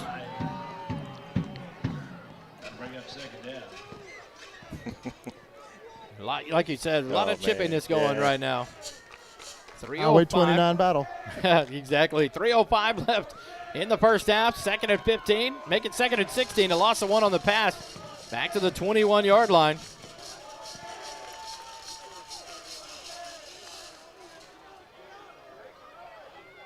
Second and 16. Herman will take the shotgun snap, hand it off to Petter. Up past the 20, drives over a man and drives it up to about the 16-yard line. They'll whistle him down there. It'll bring up 3rd and 11 now for the Eagles with 2:56 left. But a timeout whistled here.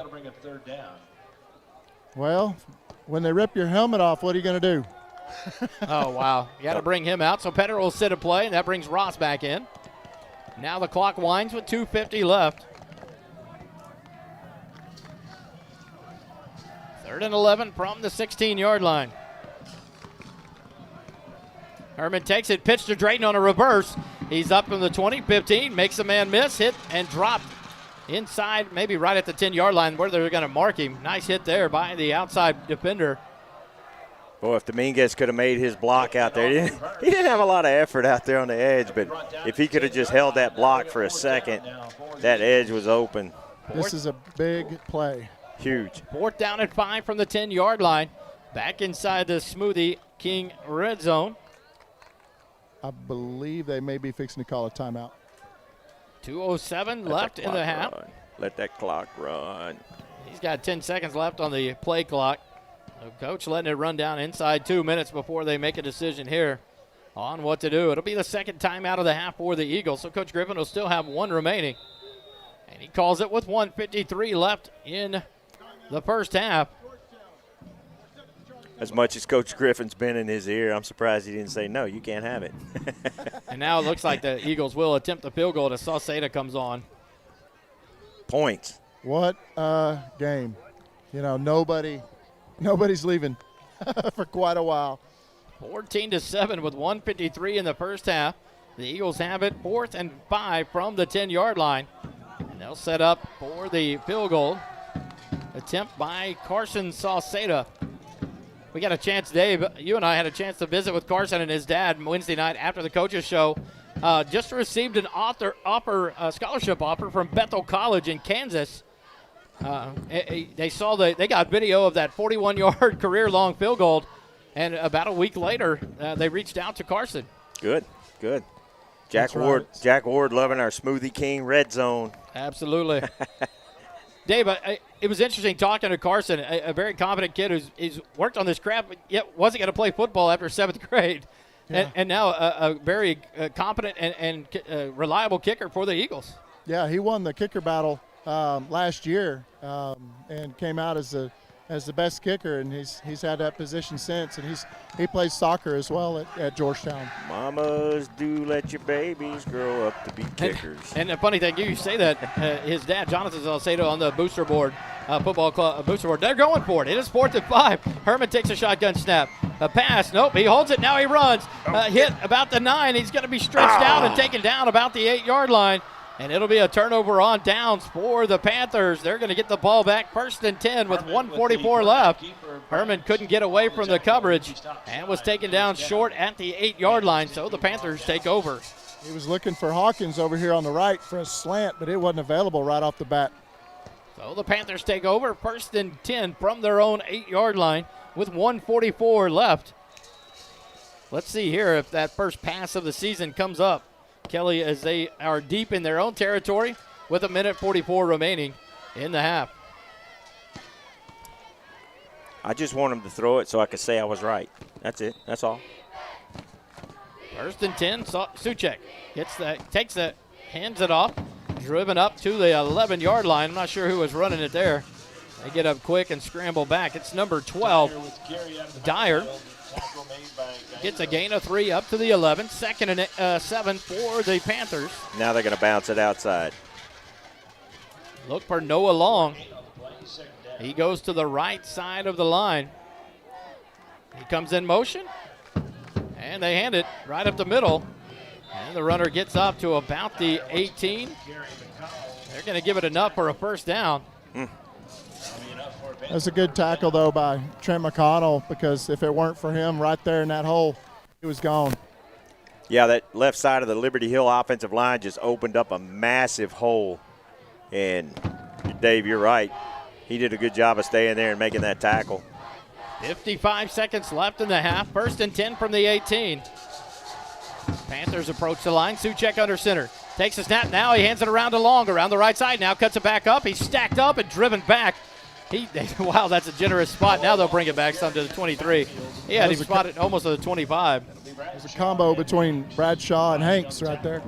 Well, he's strong because they're stripping at that football, but he's able to hang on to it, and they can't even budge it out of there. A gain of 5 has it 2nd and 5 for the Panthers at the 23-yard line. 25 seconds left in the first half. They're not using any of their timeouts.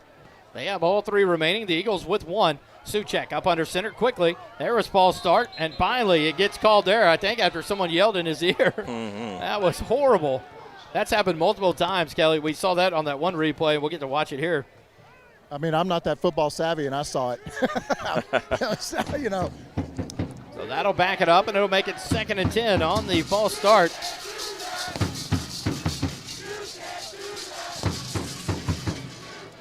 Second and 10 from the 18. 14 seconds left in the half. My friend Kay telling me on YouTube they're not going to throw the ball. They're going to throw it. I'm telling you, they tried earlier. Wasn't there. Hopefully we got a pick 6 when they run it or when they pass it. So now they're saying there should be a 10-second runoff, and it is. They're not even going to use a timeout for that. So Liberty Hill if they break a run, they're going to take it. If not, they'll take the time and run it out. And that'll be the end of the half as Liberty Hill lets it go and the time run out. And at the end of the first half, boys, I tell you what, it's an impressive first half of football. The Eagles left some points on the board, on the field there, missed field goal. You have Person short there at the 15. And so opportunity squandered a little bit here and there. A couple of penalties, extended drive, which allows the Panthers to score. And so all in all, a good half of football. Yeah, it was. And I think the defense accomplished a lot of what they wanted to accomplish. So, folks, hang around at halftime because we have the H from SHN on our halftime show. I had an interview with Rob Hipp that we're going to play for you here in just a couple of minutes. Several of you have asked, where's Rob? And he's going to tell you where he is here in just a couple of minutes. I was not able to catch up with Coach. And we'll try to catch up with him when he comes out, maybe at the end of the halftime visit. 28 minutes put on the halftime clock. The Panthers lead it over the Eagles 14-7. Both bands will be performing here, and the dance teams for both schools as Liberty Hill prepares to take the field. Keep with us. We'll be back with more Eagle football here on SHN. But first, an interview with one of the main men of SHN Sports, Rob Hipp.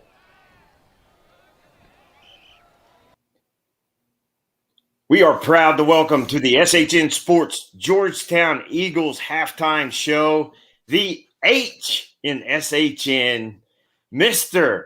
Rob Hipp, the man, the myth, the legend. Rob, thanks for joining us, my friend. Kelly, man, it's always good to chat with you and see you guys and all the great things that are continuing to happen back at home. You know, Georgetown's always going to be home for me, man, but I'm a little set back because you're wearing the Eagle blue, and I miss wearing the Eagle blue. I'm in the Huntsville Hornet green, man. Yep. So, but I still love my Eagle blue, brother. Oh, we know you do, Rob. You have done a ton for this community, lived here for the longest time, graduated from Georgetown High School, and just an old hand around here. Yeah, I'm starting. You know, the other day I was out and I told Bridget, my beautiful fiance, man, we got a little baby coming in finally on November the 29th, and we're so excited about Braylon coming into this world. But man, I'm that old guy. I'm the old guy now when I go out somewhere, you know, and I'm finally to that point. Yeah, I've been there for a while, so welcome.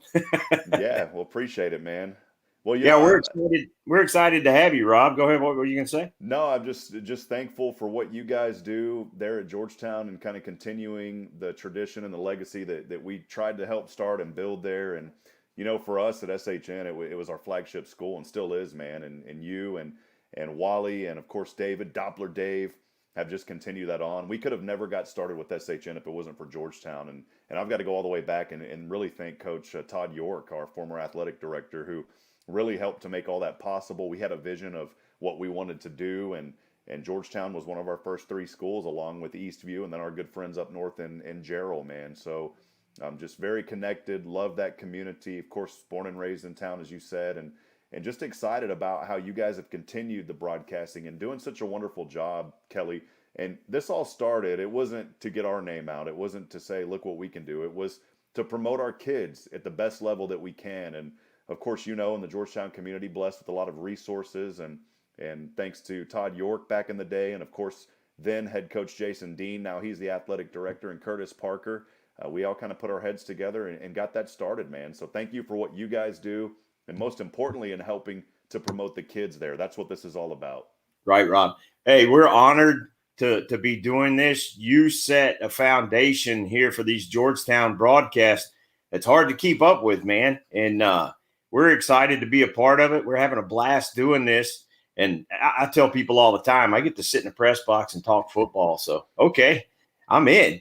Yeah, man. Well, like I said, you and Dave have done such a great job, and so excited to have Wally on board this year. Wally is very dedicated, as you know, and just loves the craft of broadcasting. He's helped us out with Southwestern, who we've been blessed to cover as well, and continuing our work with Coach Feacock over at Eastview as well. So just a great opportunity, man, to continue to promote these kids. And I know Wally's excited, and you guys have really set the foundation. I always say this, and I'm never putting anything down on anywhere else, but I really do feel like Georgetown ISD is kind of the example for broadcasting throughout Central Texas. The quality and just the promotion of the kids is really unmatched, and you guys do a great job carrying that on, man.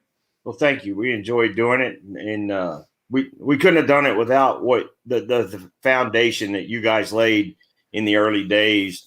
And when did you start all of it? Man, it was back in, brother, you're taking me back now, probably about 7 or 8 years ago. Of course, I had an IT company for 15 years, but with my former IT business. But my vision was always to broadcast, and it was really cool because I remember the first moments. In fact, Carl Schoening and I, and that's the S in SHN, Carl and I were sitting down at Gumbo's on the square, and not to rip one out of Herb Kelleher's playbook, the founder of Southwest Airlines, but we literally wrote down SHN on a napkin. We were thinking, what can we do?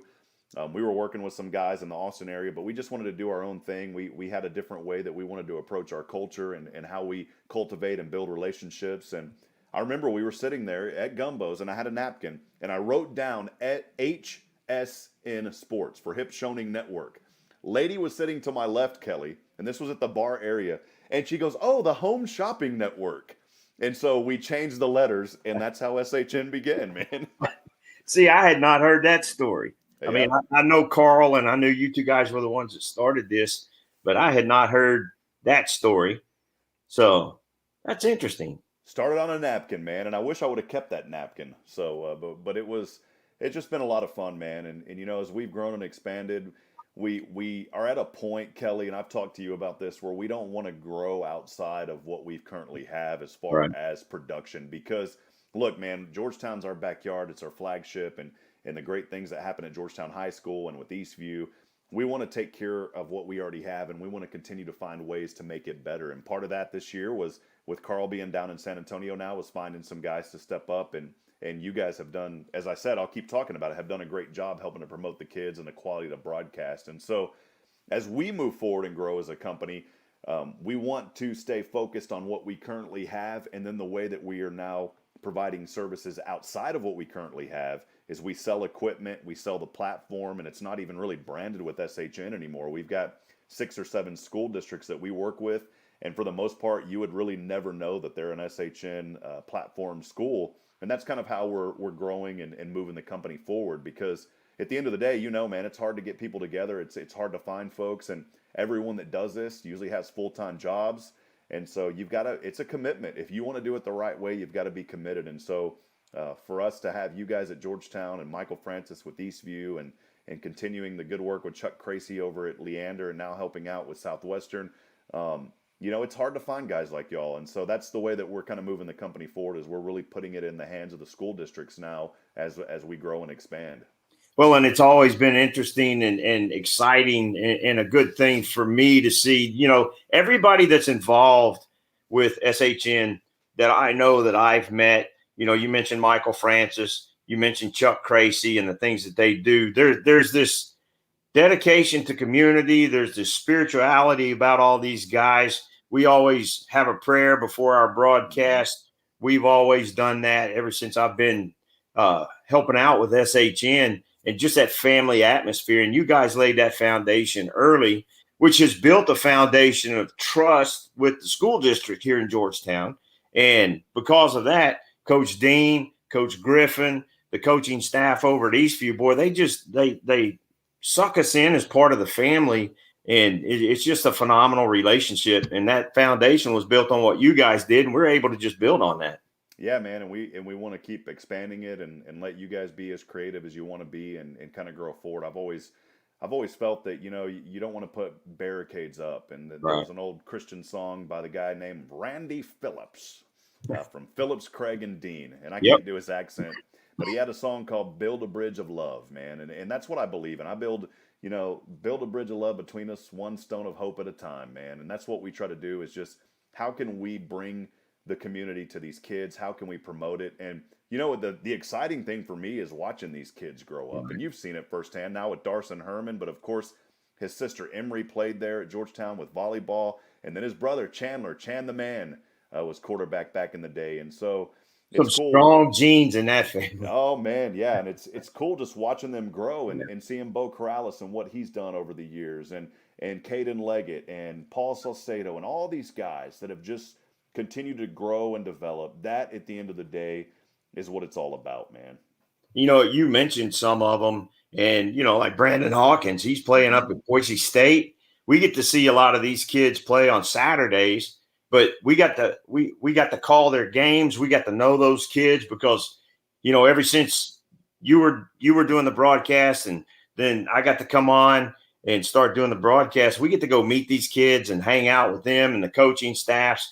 They welcome us to their preseason workouts. We can go. We're welcome up there whenever we want to go. But that all goes back to the trust that was built. And, you know, we've worked hard to try to maintain that trust that you and Carl built in the very early days of SHN. One thing that I miss, man, and I know that Nathan misses it. Nathan Height's been my buddy since elementary school, and he's always kind of been my right-hand man. He's like a brother to me, and I know that he misses Georgetown, but he comes up to Huntsville to help me with our coverage with the local high schools. I'm sports director for a radio station. That was always kind of my dream, Kelly, was to be involved in sports at a radio station and then eventually be able to call Division I or professional sports, and just really blessed in this community now here in East Texas. But, you know, sometimes I feel bad because Nathan, he comes with me now, man. So I know that y'all miss him back in Georgetown as well. In fact, he's probably on his way up here to Huntsville tonight because he'll spend the weekend with me. But yeah, you go back, man. That's what it's all about is how can we promote these kids? How can we build them up? And how can we really bring that sense of community? And you mentioned earlier praying before the games and those kind of things. You know, it's I always say if we say a prayer before the games, hopefully that'll eliminate any technical issues, man. And as you increase the quality, you know, look, we're not ESPN, but we want to put on a professional quality broadcast. And with the limited resources that we have and as you know, and people helping, there's a lot of moving components behind the season, or behind the season, but behind the games to make that happen. And so, you know, it's a great job with what we have, and we just want to build on that, man. What can we do to continue to build on that? And that's what we try to do.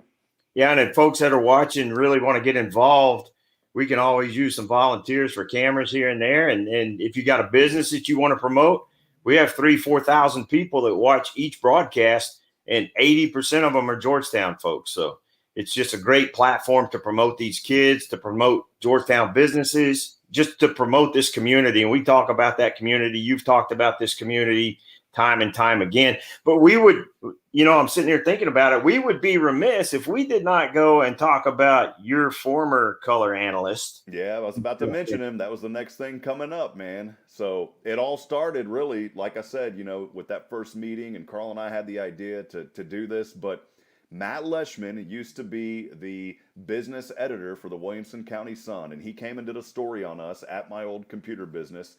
And at the end of the story, he was like, man, I got to get involved. I want to work with you. What do I do? What can I do, man? He goes, I know football. I can talk about football.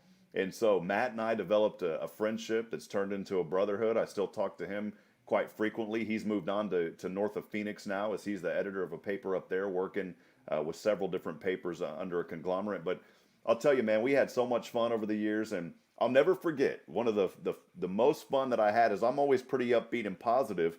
And Matt's just kind of straight laced. He'll tell it how it is. He doesn't mind calling out things. And I'll never forget my former pastor back in Georgetown at Celebration Church, Joe Champion, said, I love listening to y'all's broadcast, Rob, because you're always so high and upbeat. And Matt, if there's something going on, you'll know it. And he just gets down and negative about what's happening. And it was, and I don't mean it in a bad way. And he didn't either. But it was funny because Matt would just call it how it is.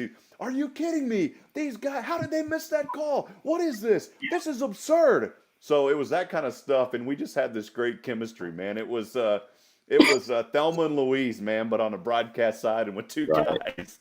Just hold hands and drive off the cliff of sports. Yeah, that was it, man. Yeah, so we had a lot of fun over the years, man. Matt's a good guy, and I met Matt, I guess, probably 2 years before he left for Arizona, and then I've never asked you this, but when Matt left for Arizona, you started reaching out trying to find somebody to come do color analysis, and then you reached out to me.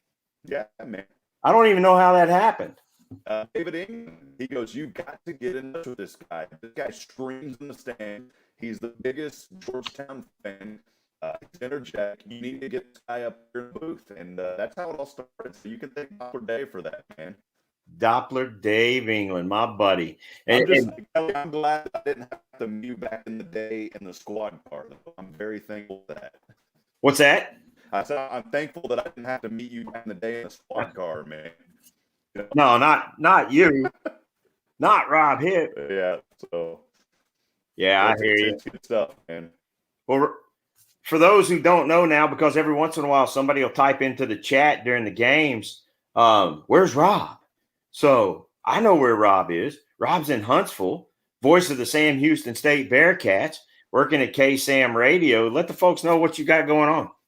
Yeah, man, just like I said earlier, it was part of my vision, and I'm a big believer that God gives us dreams and passions. And I told a friend years ago, pursue your passion, not an unknown future. And in fact, Bill Schoening has been a mentor of mine. He's the voice of the Spurs in San Antonio, and he was another integral part of SHN as far as really telling me, hey, you guys got to get this off the ground. And so those guys, and Mike Capps, and so that all kind of, you fast forward, and it's another story that we can share another day, but you fast forward through all that, and just really blessed to have an opportunity to be here in East Texas now in Huntsville. And it's a great community. It reminds me of old school Georgetown back in the day, and just love the kids here in the community, how everybody connects like they do back at home. And so, yeah, getting to call Huntsville Hornet Sports, and we still broadcast those, in fact, not only through the radio, but we do it with video, and then we also put it on the SHM platform so folks can enjoy those games. And Huntsville's got a good team. We're a 5A Division II school.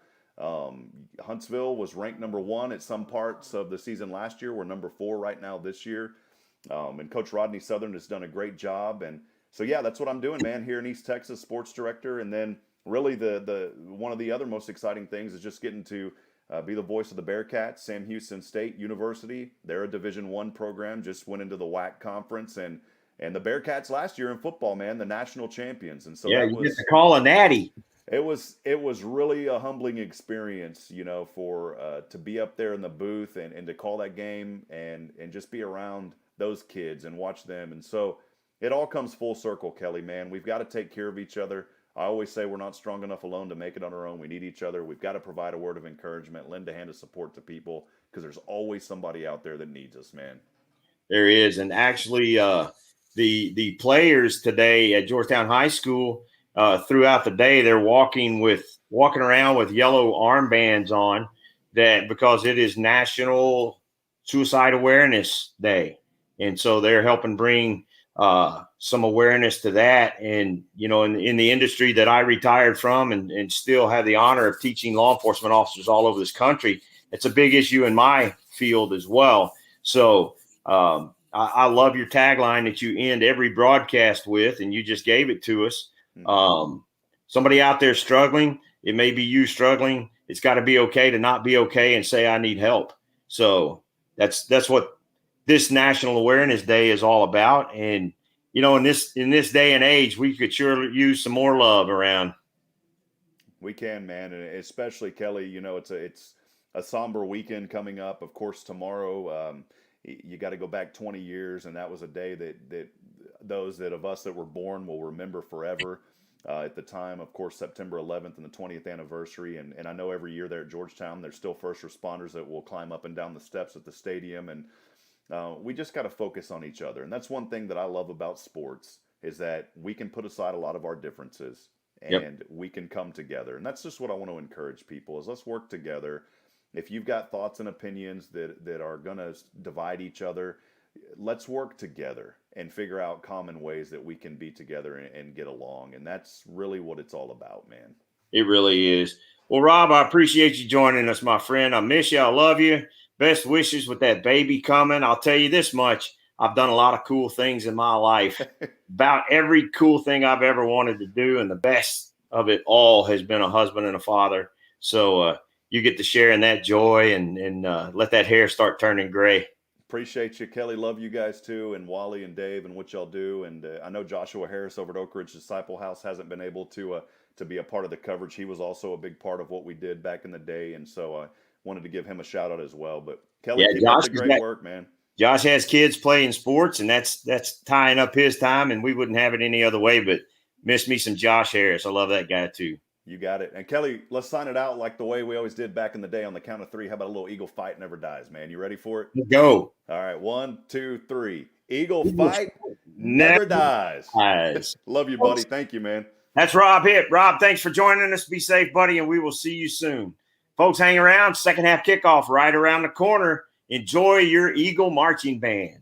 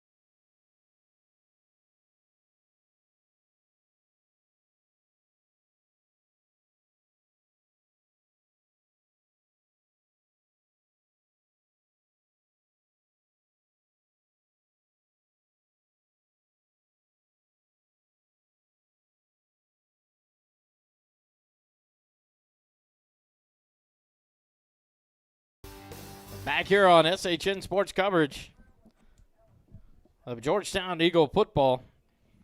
Halftime just about over. Borrow from Morrow. Matt Morrow, your residential expert. Let us try to figure out what this is, and we'll be right back. Turn field mic down. See if that's it. There we go. We're back with us. There we go. Borrow from Morrow, your residential mortgage expert. Our family, your future, our focus. For your mortgage needs, remember Matt Morrow. Borrow from Morrow. For more information, visit borrowfrommorrow.com. NMLS 464148. Smoothie King at Wolf Ranch. Blending goodness to fuel your greatness. And Minutemen Press Georgetown is your one-stop print shop. From business cards to signage and now turnkey mailing solutions for flyers, postcards, bulk mailing, and more. Minutemen Press Georgetown can help bring exposure to your business. For more information, visit mmptx.com. And there we got Dave back on the sideline. Dave, the Eagles set to receive the kickoff here to start the second half. Thoughts on what's got to happen here with some points were left on the field in the first half? Yeah, I just think no more mental mistakes, and they have to play a perfect football game from here on out, and they have to have, special teams help, and defense has got to have some quick 3-and-outs. Kelly? It's like Dave was saying, we can't leave any more points on the field. Every possession, I believe, from here out, we have to score points, and we've got to put the ball in the end zone. We've come close a couple of times, and some mistakes cost us. There were some penalties that we didn't get called. That's just part of the game. So we got to overcome those obstacles and execute like we know we can. Ethan Minnick set to kick off for the Liberty Hill Panthers. Drayden Dickman and Andrew Petter back deep for the Eagles. Dickman about the 15-yard line. Andrew Petter about the 22-yard line. Liberty Hill spreads out, ready to kick it away. Minnick's only about 3 yards away, and it's going to be a little pooch kick, and it's let to hit. No. Yep, it's on the ground. During lost it, and I think Liberty Hill got it.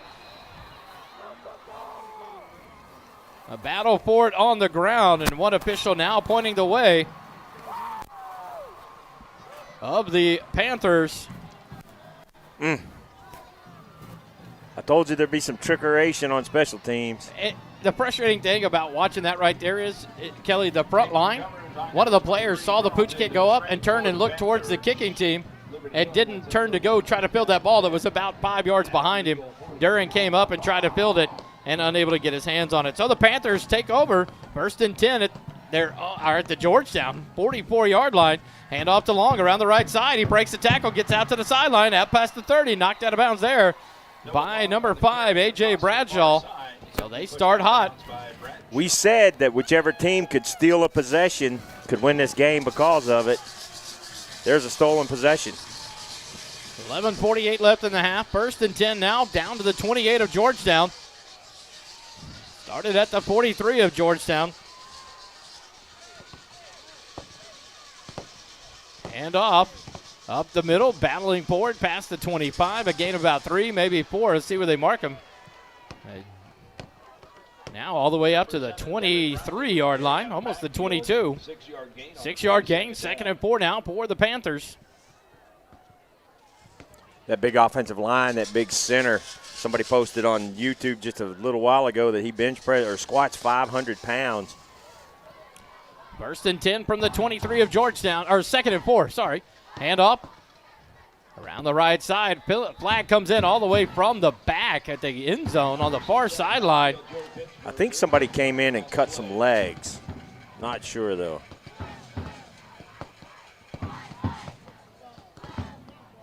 Yep. Good spot there. But, man, that was crazy. It came all the way from the far corner of the visitor sideline in the end zone. The receiver came in and cut the legs of the safety, I think.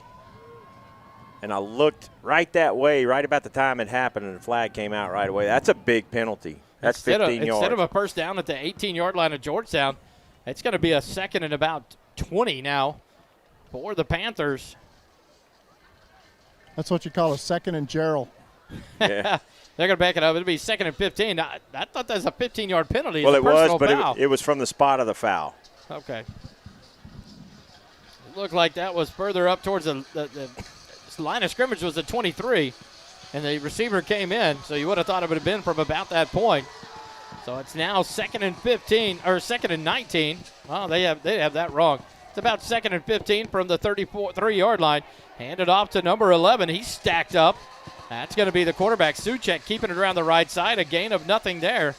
And so it'll be 3rd and 15. They split. Good discipline by number 7 there to Georgetown to stay in his position with that one wide receiver going out far left. They swept it around to the right, and number 7 sniffed it out. Avila doing a good job of doing that after that first possession where Long kept getting around the outside and that long run.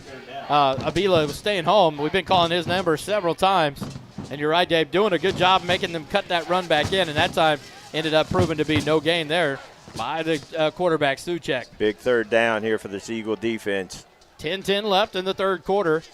14-7, the Eagles trail it by 7. Suchek up to the line of scrimmage, but now a timeout called. Coach Walker not liking what he sees there, so he'll take his first timeout of the ball game. That could be big.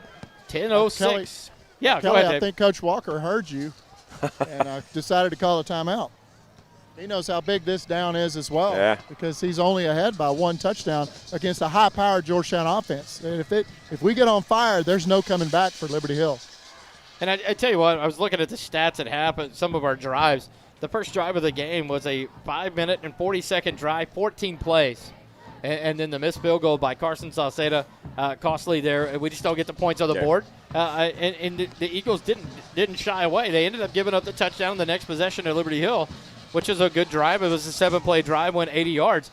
But then the Eagles responded with a 1-play, 76-yard catch and pass to Drayden Dickman from Darson Herman. So they answered right back. And you're right, Dave. That high-powered offense, you get those speedy receivers in Marquise Dominguez and Drayden Dickman open and start hitting them, the Eagles can score quickly. If we can hold Liberty Hill out of the end zone now, that's going to be enormous. 3rd and 15 from the 33 of Georgetown. Drop back. It may be a pass, and it is. It's swung out to the outside. Battle of it. Good defense there by, is that Trent McConnell? Nope, number 10. What a play there by Ian Lewis. The pass thrown there from the quarterback, Suchek. He tried to hit number 6, Joe Pittsford, out of the backfield. It's incomplete, and that brings up 4th and 15. And, Kelly, I tell you, right there, that was a huge 3rd down. If we keep them out of the end zone, you said it so right. You keep them out of the end zone here, that's huge on an onside kick. And there's the pass. There was the first pass of the season. I think you're right, Dave. You got to watch for that, especially after the onside kick. It's only 3rd and 15 from the 33. But no, it's a pooch kick, and it's barely going to get to the line of scrimmage. And now it gets a roll for the Panthers. The ball lands at the 30-yard line, and it rolls down to the 9, 10-yard line. Coach is not happy in the room next to us either. And so the punt gets away. So Liberty Hill pins us deep. It'll be 1st and 10 at our own 10-yard line. 9:46 left in the 3rd quarter. But now the first true chance now for the Eagle offense here in the 2nd quarter.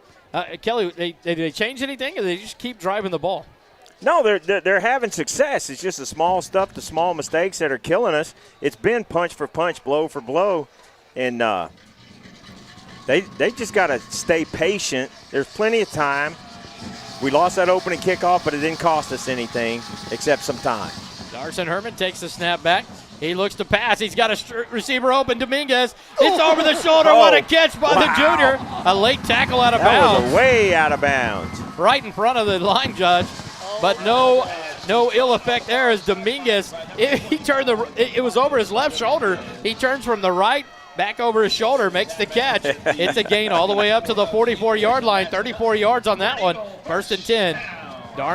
Darson Herman, now he'll fake it. Now look over to the sideline as they went quickly to the line of scrimmage. 1st and 10 from the 44. Now start running that ball. What a play there to get out of your own end of the field. 1st and 10, handoff to Ross. Around the left side, patient, works up, past the 45, spins off, gets up to about the 42, but now a flag comes in. It'll be a hold, it looks like, on the Eagles. That'll bring things back. You go back to that last catch, all I can say is, ba-na-na, ba-na-na. Oh, you know what? That's 2 weeks in a row for Marquise Dominguez. Remember the one-handed catch down the sideline on the far side of the field against Copper's Cove. And That now, was beautiful. And now the holding penalty will drive it back. It'll be 2nd and 20, or 1st and 20 for the Eagles at their own 34-yard line. A costly hold. 1st and 20 at the 34 of Georgetown. 9:32 left in the third quarter. 14-7. The Panthers lead it over the Eagles. Back to Herman. He'll hand it off to Petter around the right side. Hits a gap up to right back to the line of scrimmage. Nice tackle there. The hole closed quickly. Number 10 just was shot out of a cannon and knocked Petter off his ouch. Hey, Andon Thomas just blew that up. That's the young man going to West Point. West Point, yeah. I got to give a shout out to his uncle, great friend of mine, Chance Thomas. He's here at the game listening to us, actually. So, hi, Chance, buddy. You know I love you. But 2nd and 20 from the 34-yard line. 2nd and 19 from the 35 now is what they're spotting it. The penalty only being a 9-yard holding penalty. 2nd and 19. Herman back, looks to pass. Pump fake now outside into the hands of Dominguez. On the right side now, and he gets out of bounds at the 41. Gets back 6 yards here, so it'll be a 3rd and 13 for the Eagles. We used a lot of pre-snap motion in the first half. I'd like to see some more of that in the second half. That pre-snap motion can keep that defense off balance some, and I really like to hear that.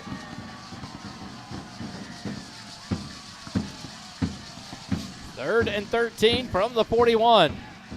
Now Hawkins shifts to the right side. Petter offset right side of Herman in the backfield. Snap back. Herman backs up. He's going to pass it out into the hands of Dickman.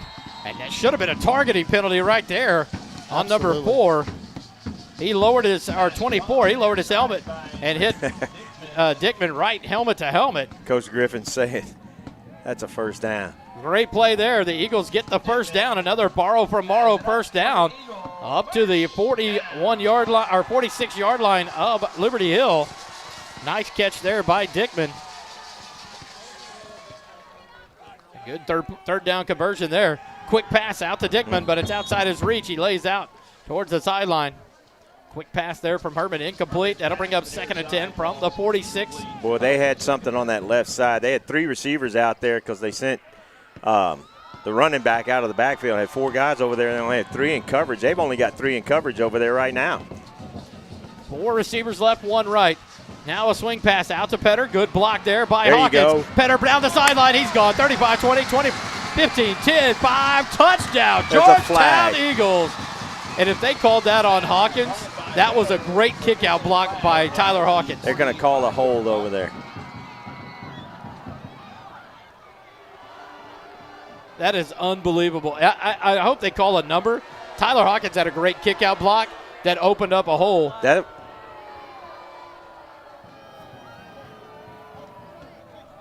They called that on Tyler Hawkins. That is unbelievable. That is. We just watched the replay of it. Unbelievable. Now it's going to be 3rd and 20. All the way back to. It's going to be on the 45 of Georgetown now. It'll be 2nd and 19. That wasn't even a hold. And they've had some egregious holds, both sides of the football, not get called. That's so frustrating when it affects the game. You see, they've only got 3 in coverage out here now. 4 receivers right, 1 left. Herman in the backfield all alone, takes the snap.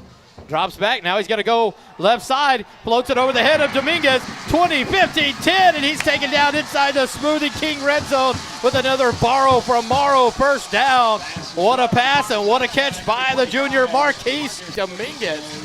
And what a throw by the senior quarterback, Darson Herman. 1st and goal. It'll be at the 9-yard line of Liberty Hill. Quickly to the line are the Eagles. Quick snap. Herman back. Hands it off to Ross. Around the right side. Gets down for the 10. Up to the 5. Lowers the shoulder. And drives all the way down to about the 3-yard line. Devin Ross lowered the shoulder there. Kelly, did you see that? Yeah, did you hear that whistle before the play was even dead? Yeah. Dave, did that come from the field? It might have been the fans. There's a lot of noise down here right now, but number 24 got up pretty slow after Devin Ross laid him out. 1st and goal from the 2. Now they'll hand it off to Dickman on a reverse to the left side, and he's stacked up at the 4 and driven back. Here comes a flag in, and they blow it dead. Dickman on the carry. It'll be a loss of 3 if that play stands, but a penalty came in from the back judge from the end zone. So we'll see what's called here. It looks like the Eagle players are clapping. Dave, did you see what it is? I did not. I believe it's on Liberty Hill, though.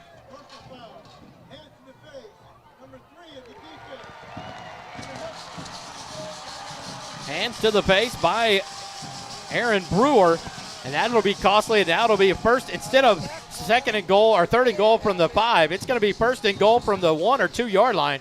At the 1 yard line. Go Buffet Killers. Oh, man, we need the Buffet Killers to push those white jerseys to the trough. And Morrow for Morrow, first down on the penalty. First and goal from the 1 yard line. Empty backfield, 2 receivers left, 2 right. Ross in motion, stops behind the center. Herman's going to run it into the left side, into the end zone, and he keeps on his feet. Now a late hit comes in, and no call there. Number 8, Tarson Harmon, quarterback keeper, touch. Are we going to have to talk to the... I think they're sneaking it in between the plays. I'm not sure. They flashed the lights, but no worries. That's a Georgetown Eagle touchdown. 1 point away from tying this one up. Carson Sauceda on to attempt the Minutemen press extra point attempt with 7:19 left in the third quarter. Snap back. Tucker Griffin puts it down. The kick is up. Oh. It is no good. He pulls it to the left. That's the first miss this year, isn't it? He was perfect on the season, 14 per 14 on extra points this year, and he pulls that one left, and the score now 14-13. The Panthers lead it over the Eagles by 1. There was 3 white jerseys coming around from the right, and I wonder if he spied that and saw that, and that made him hook it. I don't know. That's very uncharacteristic for Carson. He's spot on. But a big drive by the Eagles in response. The onside kick to open up the second half. The Panthers get it, but the Eagles hold them. Get the ball back at their own 10-yard line. A 90-yard drive for the touchdown, but now a 1-point deficit for the Eagles on the missed extra point. The Dallas Cowboy fans know all too well about that after Thursday night's game. Seriously? I hate to say it as well as you. Oh, man. But now Sauceda and the 3-headed monster, Kelson King and the Moose get ready in the kicking formation.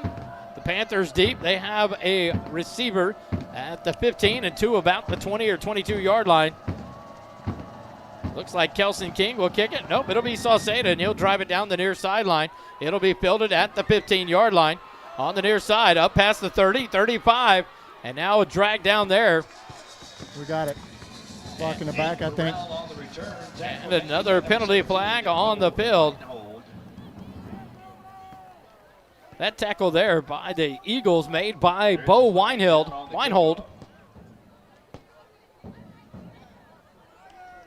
Blocked below the knees on the Panthers. Well, that'll be a devastating penalty for them instead of having it at the 35.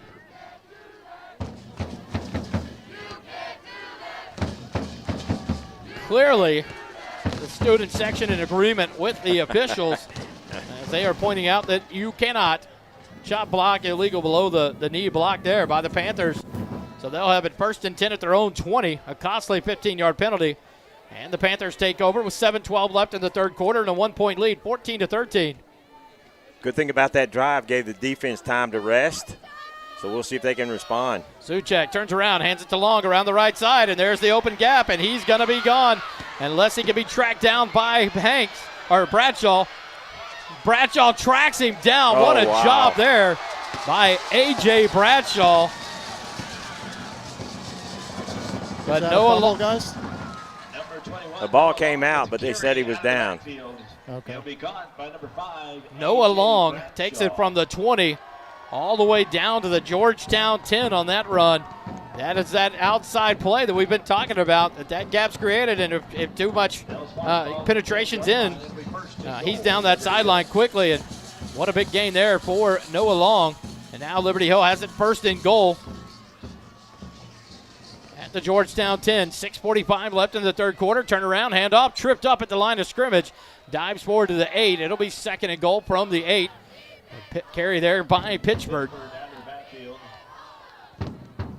What a big run on you get that penalty on the kickoff, you get them back to their 20 to start the possession in one play, all the way down to the 10. Now a second and goal from the 8.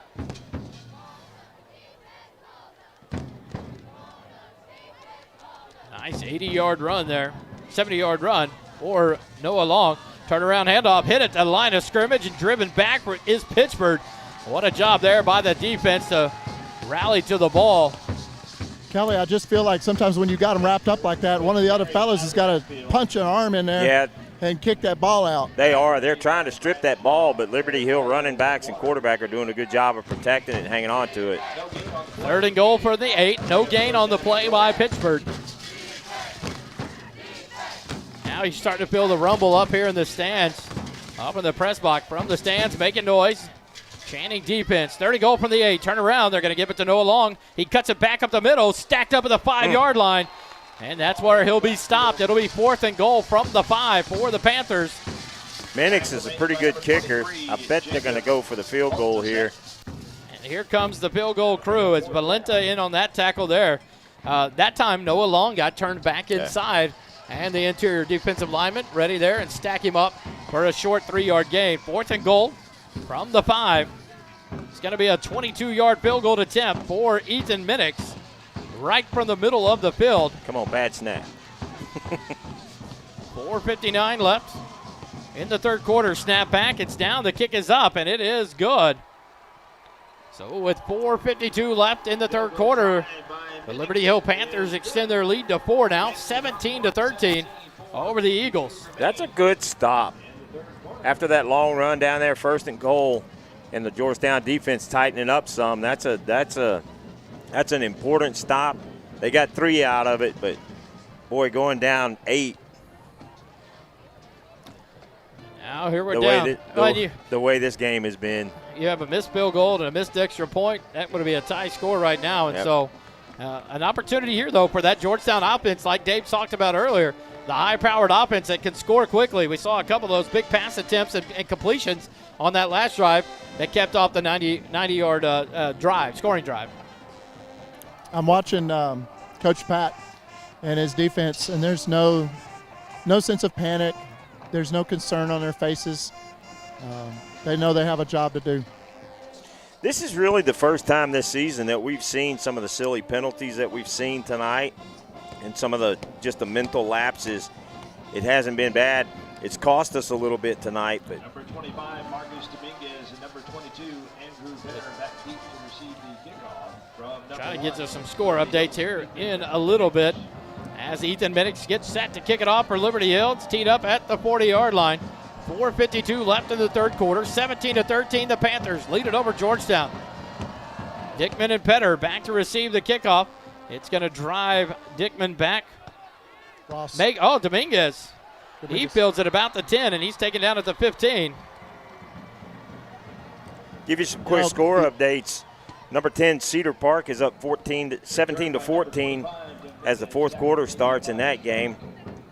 Rouse is losing badly to Weiss, 37-7 in the 3rd quarter.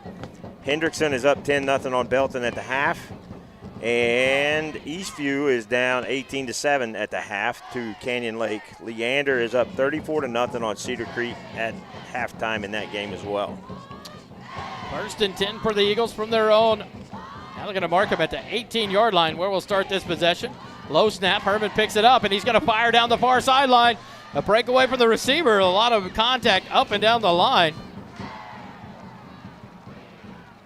They both hand checking over there. A lot of contact. Tell you what, that's a distracting. I don't know if that's illegal or not. As Dominguez is streaking down the sideline, battling for that. You have a coach running the sideline parallel to the players the entire time, screaming at the players. And he literally ran down towards about the 35-yard line. 2nd and 10, Eagles have it at their own 18-yard line. 4:39 left in the 3rd quarter. Kelly, they've got all their running backs sitting over there with the coaches. On Liberty Hill side. Snap, handed back to Petter. Gets it up to the 20, up to the 25-yard line. Stacked up there, and the pile drives forward. It'll be up to about the 26, make it the 27. It'll be a 9-yard gain, and that's going to bring up a manageable 3rd and 1 for the Eagles. Nice job of the mac and cheese boys coming up there and pushing that line forward. Get that extra helping of mac and cheese. Keep that weight up. Up to the 27-yard line. Petter with the 9-yard run. 4:12 left in the third quarter. The Eagles have it. Empty backfield. 2 receivers right, 2 left for the Eagles on the far side hash mark. Now it'll be Ross in motion. And it's going to be Harmon up the middle. He runs, gets up to the 30, breaks it up the middle, up to the 40, and taken down there. There you go. The shoestring tackle by number 62. Reed Bynum saves Darson Herman from going about another 15, 20 yards minimum. And what a good play there as he gets the borrow for Morrow first down up to the 41-yard line. Nice game by Herman. 3:45 and counting in the third quarter, and that clock ticking. 4 receivers left, 1 right. Herman alone in the backfield. Dickman, the lone receiver, to the right. 3:30 left here in the third quarter. Herman changes plays at the line of scrimmage. He'll back in the shotgun. Snap back. Herman steps back 1 or 2 yards. Pump fake down the near sideline. Dickman open and just overshot by about a foot or 2. Outside the outstretched arms of Dickman. Incomplete. A nice look, a nice pump fake there. Dickman got the step, but just couldn't haul it in. When Darson pump faked, I thought he was going to tuck it and run, and the linebackers froze, which gave Darson a little extra time to throw that ball deep. That brings up 2nd and 10 from the 41. 1 receiver right, 2 left for the Eagles. Petter offset to the left side of Herman in the backfield. Now Dickman in motion to the left. Snap back, they'll hand it off to Petter to the right side, gets past the 40, and the pile keeps moving forward, and they haven't blown it dead until now at the 45-yard line. A gain of 4 on the play. That'll bring up a 3rd and 6. These big boys thought there was some soft serve on the other side of that 45-yard line, so they're trying to get there as a group. Good job of pushing that thing forward. 3rd down and 6 for the Eagles at their own 45-yard line. Got to get to the 49-yard line of Liberty Hill for the first down. 2:50 left here in the third quarter. 3 receivers left, 1 right for the Eagles. Devin Ross in the backfield, directly behind Darson Herman in the shotgun. Quick pass out to the left to Petter, and it's read quickly there, and he's stuck behind the line of scrimmage for a 1-yard loss. That'll bring up 4th and 7. Carter Hudson shedded his block, came up and just blew that up before anything could happen. 4th and 7 from the 46. It looks like the Eagles are going to go for it here. Pooch kick. From their own 44-yard line. 4th down, 7 yards to go. 2 minutes left in the third quarter. 2 receivers left, 3 right. Herman alone in the backfield in the shotgun. Snap comes back, false start. Petter stutter stepped on the far side, and that's going to be a costly 5 yards. Now we'll punt. And that'll drive us back to 4th and 12. A lot of penalties tonight in this ball game. That'll take us back to the 39-yard line. Those are those pre-snap penalties that make coaches age rapidly. We heard from Rob Hipp at the half. Shout out to the Huntsville Hornets, number 4 in the state. They're up 14-6 over Kingwood. Huntsville Hornets having a good season so far. Rob Hipp calling the games there on KSAM in the Huntsville area. Another one. And now 4th and 12 will turn into 4th and 17 on another false start. This one on the offensive line. And drive it back to the 34-yard line, so the offense going in the wrong direction. Nick Fisher. Got to hold your water, as Bum Phillips would have said. So now 4th and 17. Bum Phillips said it, not me. From the 39. Now Herman will drop back. Snap is low. He'll field it. Now he gets the pooch kick away. And this one bounces at the 32, goes out of bounds about the 30-yard line. Well, you know, those penalties give the defense a few more minutes to drink some more Gatorade. How about that? Exactly, and they've got work to do. This Liberty Hill Panther team will continue to drive this ball and run this ball the entire time, and so the defense has to be ready. They got a good break there as it ended down 1:22 left in the third quarter.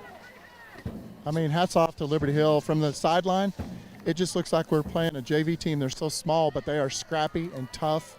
I mean, we definitely have the size advantage from looking at everything down here on the field. First and 10, 1:22 left in the third quarter. 17-13, Liberty Hill leads it. Quick handoff up the middle and stacked up quickly for about a 1 yard, 2 yard gain. That'll be number 7, Riley. But there's so much that goes on in that formation. It's hard to follow the ball. And the Eagles have done a decent job tonight of staying with the football. So it was number 38 on the tackle. Remember, this Liberty Hill teams put 69 on the board last week. That's a false start. Yeah. Finally, that one got called there, I think, because coach is in the ear. One of the Georgetown coaches yelling that one of the defense or the running backs jumped there. They may have heard the coaches in the press box up here. So it goes from 2nd and 7, another pre-snap penalty in the ball game. This one on Liberty Hill. It'll back them up 2nd and 12 from the 28-yard line. There's a different sideline judge over here by Coach Griffin this time. They asked for a swap at half. Someone else could get the chewing. And he had put some valid points. Getting to watch the replay up here as it plays online. Penalties were obvious. Long gets it around the right side. There's a tackle there, and that's going to come back as Long gets driven out of bounds. Number 9, Kason Herman with the tackle. Unfortunately, he's on the offensive side, and so that would be called a holding, and that's whistled in the backfield too. That was deep in the backfield, so we'll see if it's from a spot foul. He made that hold from about the 25, 26-yard line. That's a big penalty. Hey, I want to give a shout-out to the Blue Crew down there. Those students are doing a good job of being involved in this game, making some noise. There's more red, white, and blue in the student section than there is blue. I can tell you that much. I love it. It's awesome. I love it. Very patriotic. All the way back to the 18-yard line go the Panthers. It'll be 2nd and 22 now. They got to get all the way out to their 40-yard line for the first down. 18 seconds left here in the third quarter. It looks like they're going to let the clock run out as it starts back up after the penalty. And the ball's set. 10 seconds left, and they're not coming out of the huddle. They want to get away from the student section. What a ball game. And that's going to be the end of the third quarter, 17-13. Liberty Hill leads it over Georgetown. We'll go to the fourth quarter, and the Eagles, I tell you what, they're right here in the middle of this one. A rough drive, the last drive, but Dave, the big thing that you were talking about as well is it gave a little bit extra time for that defense to drink some Gatorade and get some time. That drive ended up being just over 3 minutes off of the clock, and even though it didn't get a lot of yards, it took time. Yeah, it did, and you know, if we're being honest, they're letting Georgetown hang around, and that's a dangerous thing, you know? Oh, yeah, with the ability and the power of this offense to throw the ball quickly with 2 speedy receivers outside there, it just Dominguez and Drayton Dickman. Then you go to other receivers that get out there. Daring is quick. He can handle the ball. Petter gets it in open field. He's hard to catch. The Moose gets the ball. He's hard to catch. And so many weapons for this offense. And so opportunity for the Eagles, as long as they're given a chance, they are right in the middle of this the ball game. I think Walgreens is going to run out of Band-Aids at the end of this game. Why is that, Dave? It's scrappy. Yeah. I mean, all the guys are looking at their arms. You know. I tell you what, this plays off of that, though, Dave, saying that, off of Coach telling his players, you're going to get punched in the face. How do you react? I think they've reacted very well tonight. Yeah. Absolutely. And they've thrown some punches of their own. So it'll be second. Go ahead, Dave. They're tough. This is instantly turning into an excellent rivalry. Absolutely. The Battle of Highway 29 in full effect here. What an opportunity. Coach Griffin is anticipating being in a district with Liberty Hill potentially next year. 2nd and 22 from the 18. They drop back for another pass, and there's a tackle by number 43 of the offense. It's going to allow Suchek to scramble out for a gain of about 10 yards or 8 or 9 yards. But unfortunately, that's going to come back when the tackle cannot be done by the offensive team. That's by number 43, Grady Flynn. Hey, and it was a great job by number 40, Waters of Georgetown, pursuing the quarterback, and he had a beat on the quarterback, Suchek, in the backfield. And now another hold takes it back. It's going to be 2nd and 32, Kelly, from the 8-yard line. Michael Valencia did a good job, or not Michael Valencia. Michael Valenta did a good job of pulling Carson Guido back because he was running his head And he pulled him away and was like, all right, it's cool. You can calm down. 2nd and 31. They're going to call it now from the 9-yard line. 2nd and 31 for the Panthers. Turn around, handoff right up the gut, up to the 15. And, oh, my gosh, what a hit. Number 20 come in there and laid the wood. Brady Olson. Wow. What a shot there. We got to talk to him the other night at the coaches show. Boy, he said it's time to get in there and be tough and play hard and commit to the run when it's time to run, but recognize the pass. And what a job there of recognizing that. Olson's going to have to go apologize to his girlfriend. 3rd and 21 from the 19. Panthers have it with 11:05 left in the ball game and a 4-point lead.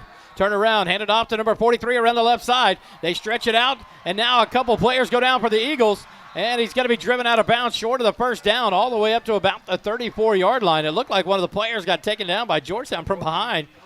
McConnell was tracking over there, and he went down. But it's going to be a 4th and 6 for the Panthers from their own 34. So it looks like the punt team coming in for the Panthers. So the Eagles going to get this ball back with 10 minutes left here in the ball game and only down 4. And so the opportunities still there for this Eagle team to respond and come back. I'd like to see Dickman get a chance to return this ball. Watch for the fake. Different shanked punt, get away from it. And it hits and now curls back. It hit about the 46-yard line of Liberty Hill. And it took a 6-yard punt. Oh, my goodness. What a beautiful opportunity here for the Eagles. The ball hit at the 46-yard line. Nice pitching wedge effect as it curled back to the 40-yard line. One of the Liberty Hill players got it on the run and stopped it there. The Eagles take over. 10:52 left in the ball game. 1st and 10 from the 40-yard line of Liberty Hill. So, Kelly, do you quick strike and hope your defense comes up with another stop and then have another successful offensive? I want to run this football, but that's why I'm up here in the booth. Yeah, 2 receivers left, 1 right. Ross set back behind Herman in the backfield. Tyler Hawkins, the tight end, offset on the left side. Now Ross to the left side of Herman. Shotgun snap back, fakes the handoff. Curl route out on the outside there to Dickman. And he'll be taken down at the 34-yard line. A gain of 6 yards on 1st down. Brings up a 2nd and 4 for the Eagles from the 34 of Liberty Hill. 10:40 left here in the ball game. David, and the reason why I say that is you want your defense to rest because they're going to have to make at least one more stop. Good job on the defense there. A lot of pressure by the defensive line. Drew some of those holding penalties by the Panthers, and that proved costly. Herman will take the shotgun snap. Hawkins off to the left side now. Hand it to Ross. He breaks it back, hits up at the 30, down past the 29 to the 28-yard line, and that's a borrow from Morrow. 1st down for the Georgetown Eagles. 1st and 10 at the 28-yard line of Liberty Hill. Dave, tell Greg Gold I said hello. Quickly back to the line are the Eagles. Now Herman looks back to the sideline for the play call. 1st and 10 at the 28-yard line of Liberty Hill. 9:55 left here in the ball game. He did a good job of lowering those pads. We've talked about him getting low like that. Back to Herman. Fake the handoff. Pump fake. Now a shot down the far sideline, and he overshoots Drayton Dickman. Good battle there on the far sideline. Good coverage over there. Just found out from AU Graphics that I asked him about the stickers, and I said, did they take the other ones off and put these on top of them? He said, no. He said they took them off, and he donated a whole new set of stickers to continue throughout the season. That's nice of him. Tell Greg we appreciate that. And we appreciate they're beautiful, the stickers tonight on the helmets. Great display there by the Georgetown Eagles and Coach Griffin and his team on this special night. So it'll be 2nd and 10 from the 28 of Liberty Hill. 4 receivers left, 1 right. Herman alone in the backfield. He'll take the shotgun snap. He drops back 2 steps. Now he's going to have to run for his life. Dumps it across the middle behind Hawkins, incomplete. Dangerous. He was pressured there by number 17, Lloyd Johnson. A big boy came up the middle there, broke free from the defensive end spot. And it'll bring up 3rd and 10 now. He is absolutely the biggest kid they have on the team, on the field right now. Yeah, Darson could normally outrun him, but he was back on his heels with no chance of getting away from him, so he dumped it off. Dangerous pass. 2 receivers right, 1 left. Petter in motion to the right side. Fake the pitch. Herman keeps it back up past the 25, and he's hit there and taken down. Herman takes a shot there. He's taken down at the 24-yard line. A gain of 4. Aaron Brewer put his shoulder right in Tarson's chest and just reversed the course. With the problems in the kicking game that we've had tonight, you got to go for this. 4th and 6 from the 24-yard line of Liberty Hill. 9:05 left in the ball game. Tight end Hawkins on the left side. Petter offset to the right side of Herman now. 1 receiver right, 2 left for the Eagles. Shotgun snap to Herman. He drops back 2 or 3 yards. He's going to fire out to the sideline and almost intercepted. Not intercepted. It's incomplete, out of bounds. But that's going to be a turnover on down. So Liberty Hill will take over 1st and 10 at their own 24-yard line with 8:48 left in the ball game. I was anticipating a track meet, but we've had a defensive battle here. Georgetown has to make one more stop. They're only going to get one more opportunity. Right. 8:48 left in the game.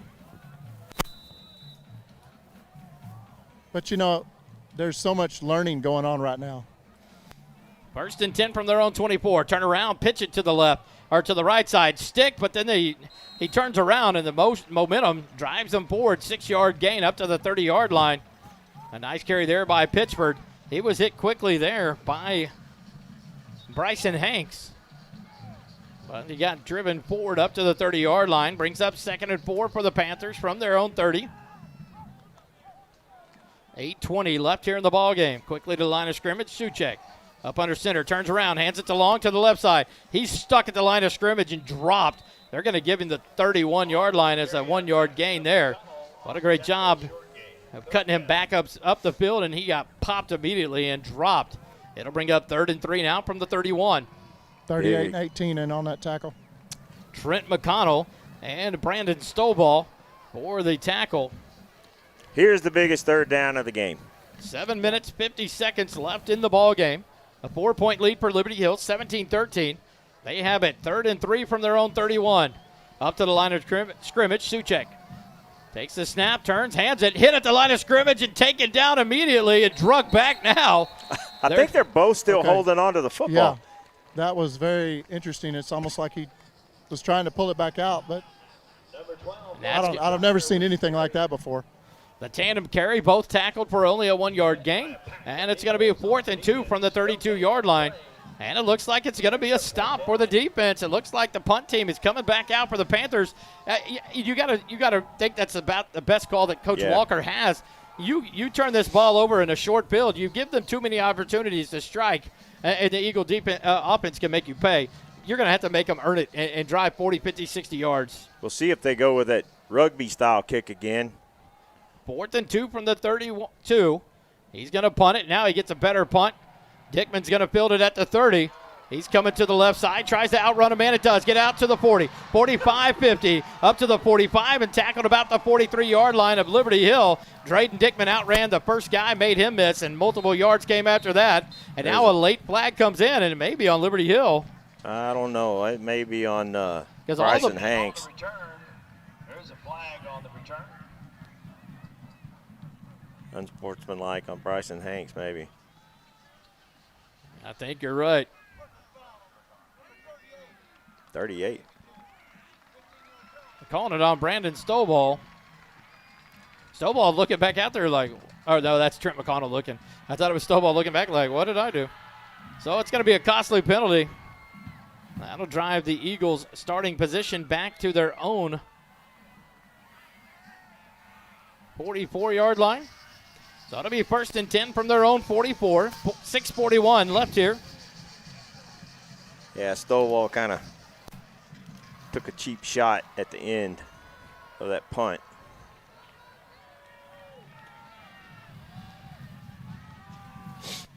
Eagles have it, down by 4. 6:41 left here in the ball game. Look who's in the backfield. The Moose in the backfield behind Herman. One receiver right, two left. Now Moose offset to the right side. Herman will take the shotgun snap from the near side. Hand it to Moose right up the middle. Cuts back. Hits it up to the 45, 46-yard line. It'll be a gain of 2 yards. It'll bring up 2nd and 8 now for the Eagles. Mosey with Gary out of the backfield. 3-yard gain on the play. That'll bring up Going to be an interesting play call here. 2nd and long. Need something short and across the middle. 2nd down, 8 yards to go from their own 46-yard line. Herman drops back. Quick pass out to Dickman in the right flat. He's hit quickly and taken down, but he gets to the 49 of Liberty Hill. Bring up a 3rd and 3 now for the Eagles. Kelly, Dickman seems to be struggling with yards after contact tonight. I would almost think that it would be nice to throw a couple out to Hawkins because your big-bodied tight end might get a few more yards. Carter Hudson, with the size advantage. Carter Hudson, number 24 out there on that left corner, has done a good job of keeping those yards. Hand it to Ross. He dances and makes a one-man miss. Tries to get it to the outside, to the 50, down to the 45, pushed out at the 44 at Liberty Hill. Make it the 43, and that's going to be enough for a borrow from Morrow. First down. A big pickup there by senior running back Devin Ross. He almost got hit for a loss in the backfield. Yeah, good job of Devin keeping his feet. And we've seen his strength a couple of times tonight. He's hard to tackle one-on-one. They've done a good job when they get multiple bodies there, but he's a hoss to bring down. So a 1st and 10 from the 43 of Liberty Hill. Herman takes a shotgun snap, hands it to Ross right up the middle. Spin, makes a man miss. Gets past the 40 and drives the defender, number 8, Brandt, backwards all the way down to the 37-yard line. That's a gain of 7. Here's this run game. Make it 6. It's going to be 2nd and 4 now. From the 37 of Liberty Hill. Ross running hard now for the Eagles. 5 minutes, 10 seconds left here in the ball game. 3 receivers right, 1 left. Ross to the left of Herman in the backfield. The shotgun snap to Herman. Fakes the handoff to Ross. Pump fake. And now he's going to go and take a shot to the far side, and it's going to be over the head of Dickman into the end zone, incomplete. Covered there by McMahon. He had a ton of time. Got some happy feet. I was kind of hoping he'd tuck it and run. That'll bring up now a 3rd and 4 from the 37-yard line of Liberty Hill.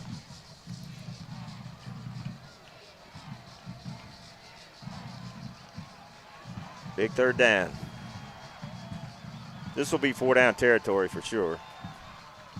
1 receiver left, 1 right. And it should be offsides on the defense. They jumped and make the offense move. Oh, my goodness.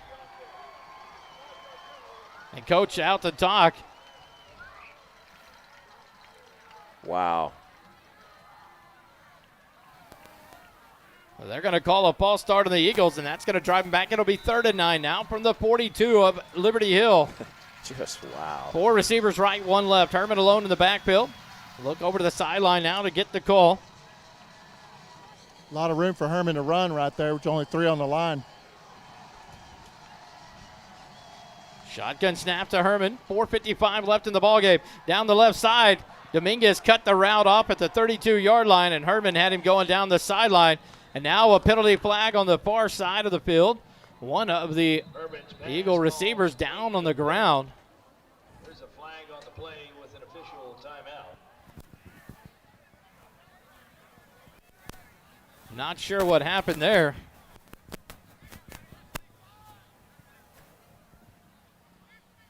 Now an Eagle player down, being 10-2 on the far side of the field. The flag sits at the 45-yard line. No sign on what the call is yet.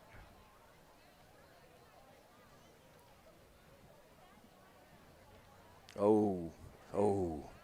He got blown up. Guy came in and hit him in the head. So Andrew Petter gets up now, and he'll be walking off under his own power. That should be a targeting call. He may get Here ejected.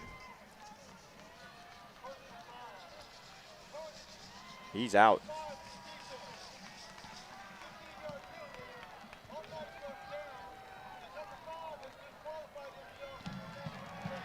Caden McMahon kicked out of the ball game for that targeting call. That penalty is huge for Liberty Hill. Yeah, he just The play was over to the left side of the field. Petter was just standing there, and number 5 came in and launched into his head. 1st and 10 from the 28 after the targeting penalty. It was a 3rd and 9. Now the Liberty Hill Coach Walker, out in the ear of three officials on the far sideline. The whole Liberty Hill staff out on the field. But, yeah, we sat here and watched it up here in the booth, Kelly. Yeah. That's a dangerous play. 1, I'm glad to see Andrew Petter get up and walk off under his own power. Yeah. 2, I'm glad to see him putting his helmet back on, and then he seems to be okay. Well, he hit him straight in the head, helmet to helmet. And the play is on the other side of the field. Yeah, the play was on to Dominguez here on the near side. Petter was about the 50-yard line on the far side of the field. So it's going to be 1st and 10 now. 4 minutes, 51 seconds left in the ball game. Run this ball. 1st and 10 from the 28-yard line of Liberty Hill. This place is electric. Harmon in the backfield. Shotgun snap. Hands it off to Ross around the left side. Breaks a tackle. 30. Lowers his shoulder. And now a late penalty flag comes in from the referee. It's going to be holding on the offense. It looks like it's going to be on number 78. There's a flag. Phillips.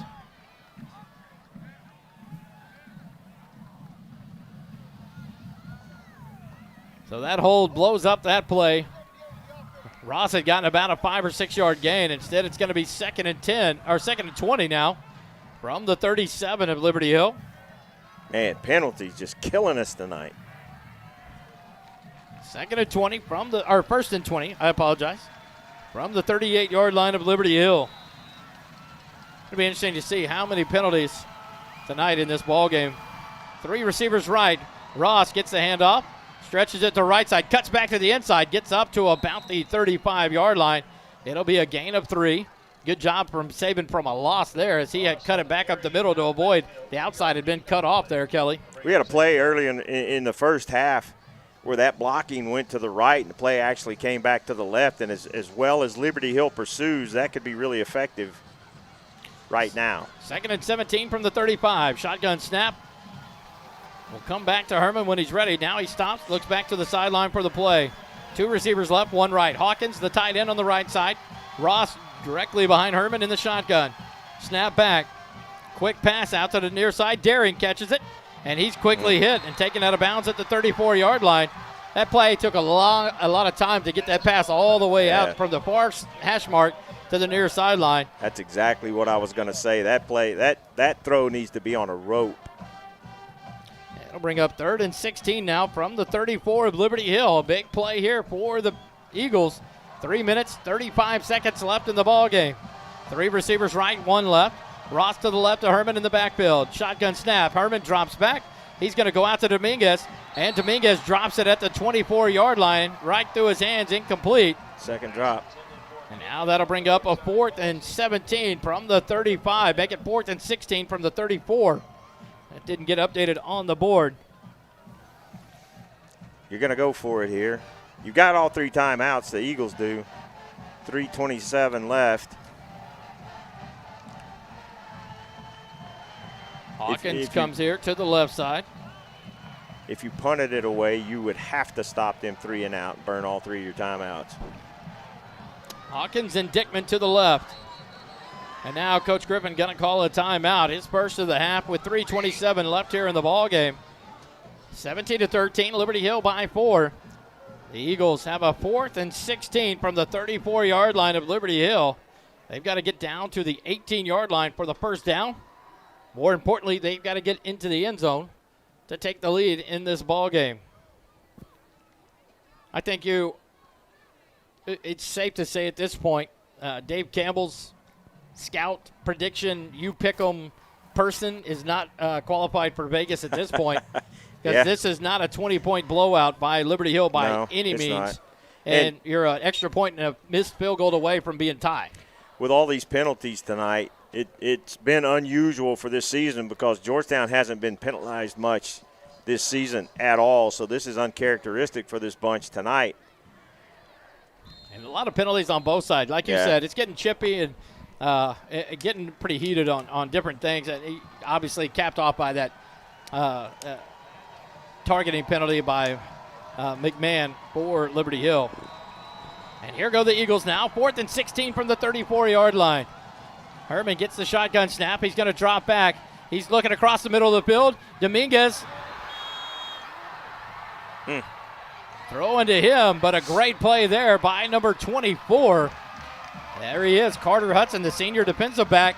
He was with Dominguez, about a step behind him, but he reaches in and swats it away as it was about to go into Dominguez's hands for the completion, and it would have been a touchdown. Beautiful route there, but just a little bit underthrown. Maybe could have led Dominguez a little bit, but a great play by Carter Hudson. Darson had a lot of room to run in the middle of the field. A lot of room to run, and 3 guys in front of him to block with no white shirts. Liberty Hill has it 1st and 10 from the 34-yard line. Outside the end is Long. He's going to get around the corner, and McConnell tracks him down, but a holding penalty will be called by number 58 of Liberty Hill. Number 10 needs to go to locker and go get a new jersey. In Lewis, they're tearing him up. Dave is angry. Gosh. That holding penalty on Hudson Stillwell, the junior lineman. He had a hold of the back of his jersey, then he switched around. I'll hold you on the front of the jersey. It's like, good googly. Great googly moogly. It'll be 1st and 20 for Liberty Hill from their own 24-yard line now. Dave's going to go water boy on us here. 3 minutes, 10 seconds left in the ball game. Liberty Hill all of a sudden taking their time in the huddle as they will milk this play clock down. Here comes the call in with 12 seconds left on the play clock. 2:55 now on the game clock. 1st and 20 from the 24. Up to the line of scrimmage. They'll snap it with 1 second on the clock. Quick handoff up in the middle to the left side. Up to about the 30-yard line goes the running back. On that one, I can't see who it was. I believe it's number 11 or 12. 12. Number 12, Dyer. He gets it up. Gain of 6 there. Gets it up to the 31-yard line. It'll be 2nd and 16. Correction, 2nd and 14. For the Panthers, 2:25 now. Left here in the ball game. They'll call a timeout after this next play, which is going to bring the clock down to close to 2 minutes. Get a stop here, call a timeout, get one more stop, get a punt off. You're going to get one more chance. Up to the line of scrimmage. Suchek gets it snapped at 5 seconds. Hands it off to Long to the left side. He cuts it back, and he gets up to about the 38, 39-yard line on the somersault. He lost his balance. That'll be a timeout there. Coach Griffin calls it. 1:59 left in the ball game. Take their second timeout. It's going to bring up 3rd and about 5 for the Panthers. What do you got, Dave? Heartburn. Good ball game. Fun ball game. So it's going to come down to this stop here.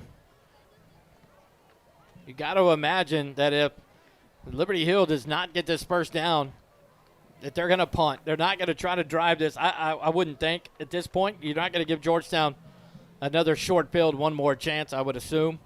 And so we'll see what happens here. But more importantly, you got to stop them on 3rd and 5. Wow. What a great ball game. It is. You got to give it to these Eagles. I tell you what, if you could say they prepared themselves for district play, I think this was the key to it. Yep. This matchup now, you played 2 6A schools. You beat one handily. You lost the one on a tough game that you had the potential you should have won. But this game right here, I think has taught a lot of lessons, and you get 2 weeks off. You get next week off, and so you have 2 weeks to prepare for Cedar Park and to rest up and to heal up. And so an opportunity for these boys to recover. 3rd and 5 from the 39-yard line. The handoff to Long. He cuts it back, and he's going to get hit right at the first down marker and fall forward. And it's going to be a first down for Liberty Hill at the 45, 46-yard line. Noah Long. 1 minute, 50 seconds as the clock runs. Coach Griffin only has one timeout remaining. It's going to be tough to stop this now. Yeah, that's going to do it. They'll approach the line of scrimmage. The center breaks the huddle and goes up to the ball. 1:30 left in the ball game. They rush up. Suchek takes it, hands off, and Pittsburgh driven down after a gain of about 2 up to the 47-yard line. It'll bring up 2nd and 7 now, 2nd and 8 on the 2-yard gain. Bring up second down. 1:14. Did that come over to the speaker out there? That's the band manager for Liberty Hill. 1 minute left in the ball game. Here comes the play in now with 15 seconds on the play clock. Liberty Hill. I would love to see him strip the ball and just run it back for a touchdown. Come on, boys. They approach the line of scrimmage. 45 seconds on the clock. Suchek turns around, hands it, trips up at the line. Dyer dives forward to the 50, and that'll be the timeout taken there by Coach Griffin with 41 seconds left in the ball game. Liberty Hill will have it 3rd and 5, 3rd and 6 from the midfield stripe. One more opportunity. I tell you what, you're only going to be able to stop it no more times. You've got to stop them here on 3rd down and then hope they punt it, and you get at least one chance for a couple of plays. Yeah, if they can stop them, then they'll have to punt or run one more play either way. So, but you got to stop them. 3rd and 6 from midfield. Liberty Hill and Georgetown, 17-13. Liberty Hill leads it by 4 points. 41 seconds remaining in the ballgame. What a ballgame here on Friday night live from Birkelbach Field on the campus of Georgetown, Texas. Georgetown High School on Military Appreciation Night. Another opportunity to thank our men and women in uniform, our veterans, and those that have given their ultimate sacrifice serving our country. We didn't shout out the coach's mom. Mrs. Peggy Griffin, live from Florida, listening in. Now they're going to do the victory formation. Suchek is going to take a knee, and he's going to back it up to a 48-yard line, so it's going to make it a 4th and 8. That'll bring up 4th down.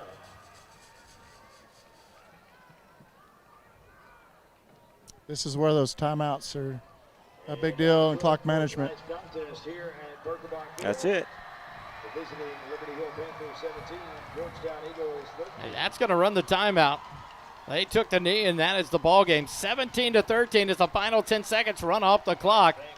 The Liberty Hill Panthers coming to Georgetown and get a win by 4.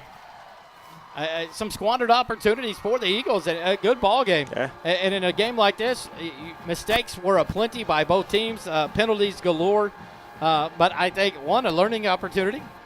2, this team took one and they got punched in the face, and I thought they responded well. They did. The defense played exceptionally well. I think we probably held Liberty Hill to their lowest number of yards on the season tonight. It was those mistakes on offense and leaving the points on the field. Kelly? We should have had 10 more points, yeah. Coach, tough loss, but you've got to take away a lot of good stuff from it, from learning your last district game before you got 2 weeks off before Cedar Park. Give us your thoughts. We got to grow up. That's what we got to do. We played great defense, lights out defense, and special teams and offense. They didn't play good tonight. They were not ready to play, and that's my fault. I got to get them to grow up. I got to get them ready, and we got to play better football. We were very impressed with the defense play. Like you said, they did played great. Lights out. Defense played great. Yep. So tough loss. We look forward. You've got 2 weeks off for Cedar Park. What are you looking forward for Cedar Park? We got to get better. We got to grow up, and we got to get better. Yes, That's sir. what we got to do. Enjoy the bye week. Thank you, sir. All right, back to you, Kelly. Wally. That's what you like to hear out of a coach right there. Yeah. But the one thing, and I think we've seen this from week 1 of this season to tonight, the first thing out of coach's mouth is, but that's my fault. It's on me. And the coaching staff is challenged now. There's some growth that needs to be made. The defense, I tell you what, the defense grew up tonight. In my mind, they played great. You got to give them hats off. A couple of plays that cost us, but you give up 17 points to Liberty Hill, that you're going to be in a ball game. Yeah. And Georgetown proved that. Well, if you tell me before the game that we hold Liberty Hill to 17 points, I tell you we win that football game. And that's exactly what Coach was saying. It's the mistakes. It was the lack of discipline on the offense and special teams, and that probably cost us at least 10 points, if not 17 points. And you take away half of those mistakes, entirely different game. We can what-if it to death, but Coach is absolutely right. That's the youth finally showed tonight on the offensive side of football. Well, let's take a quick timeout. We'll be back, wrap it up You're listening to Eagle Football Live here on SHN Sports.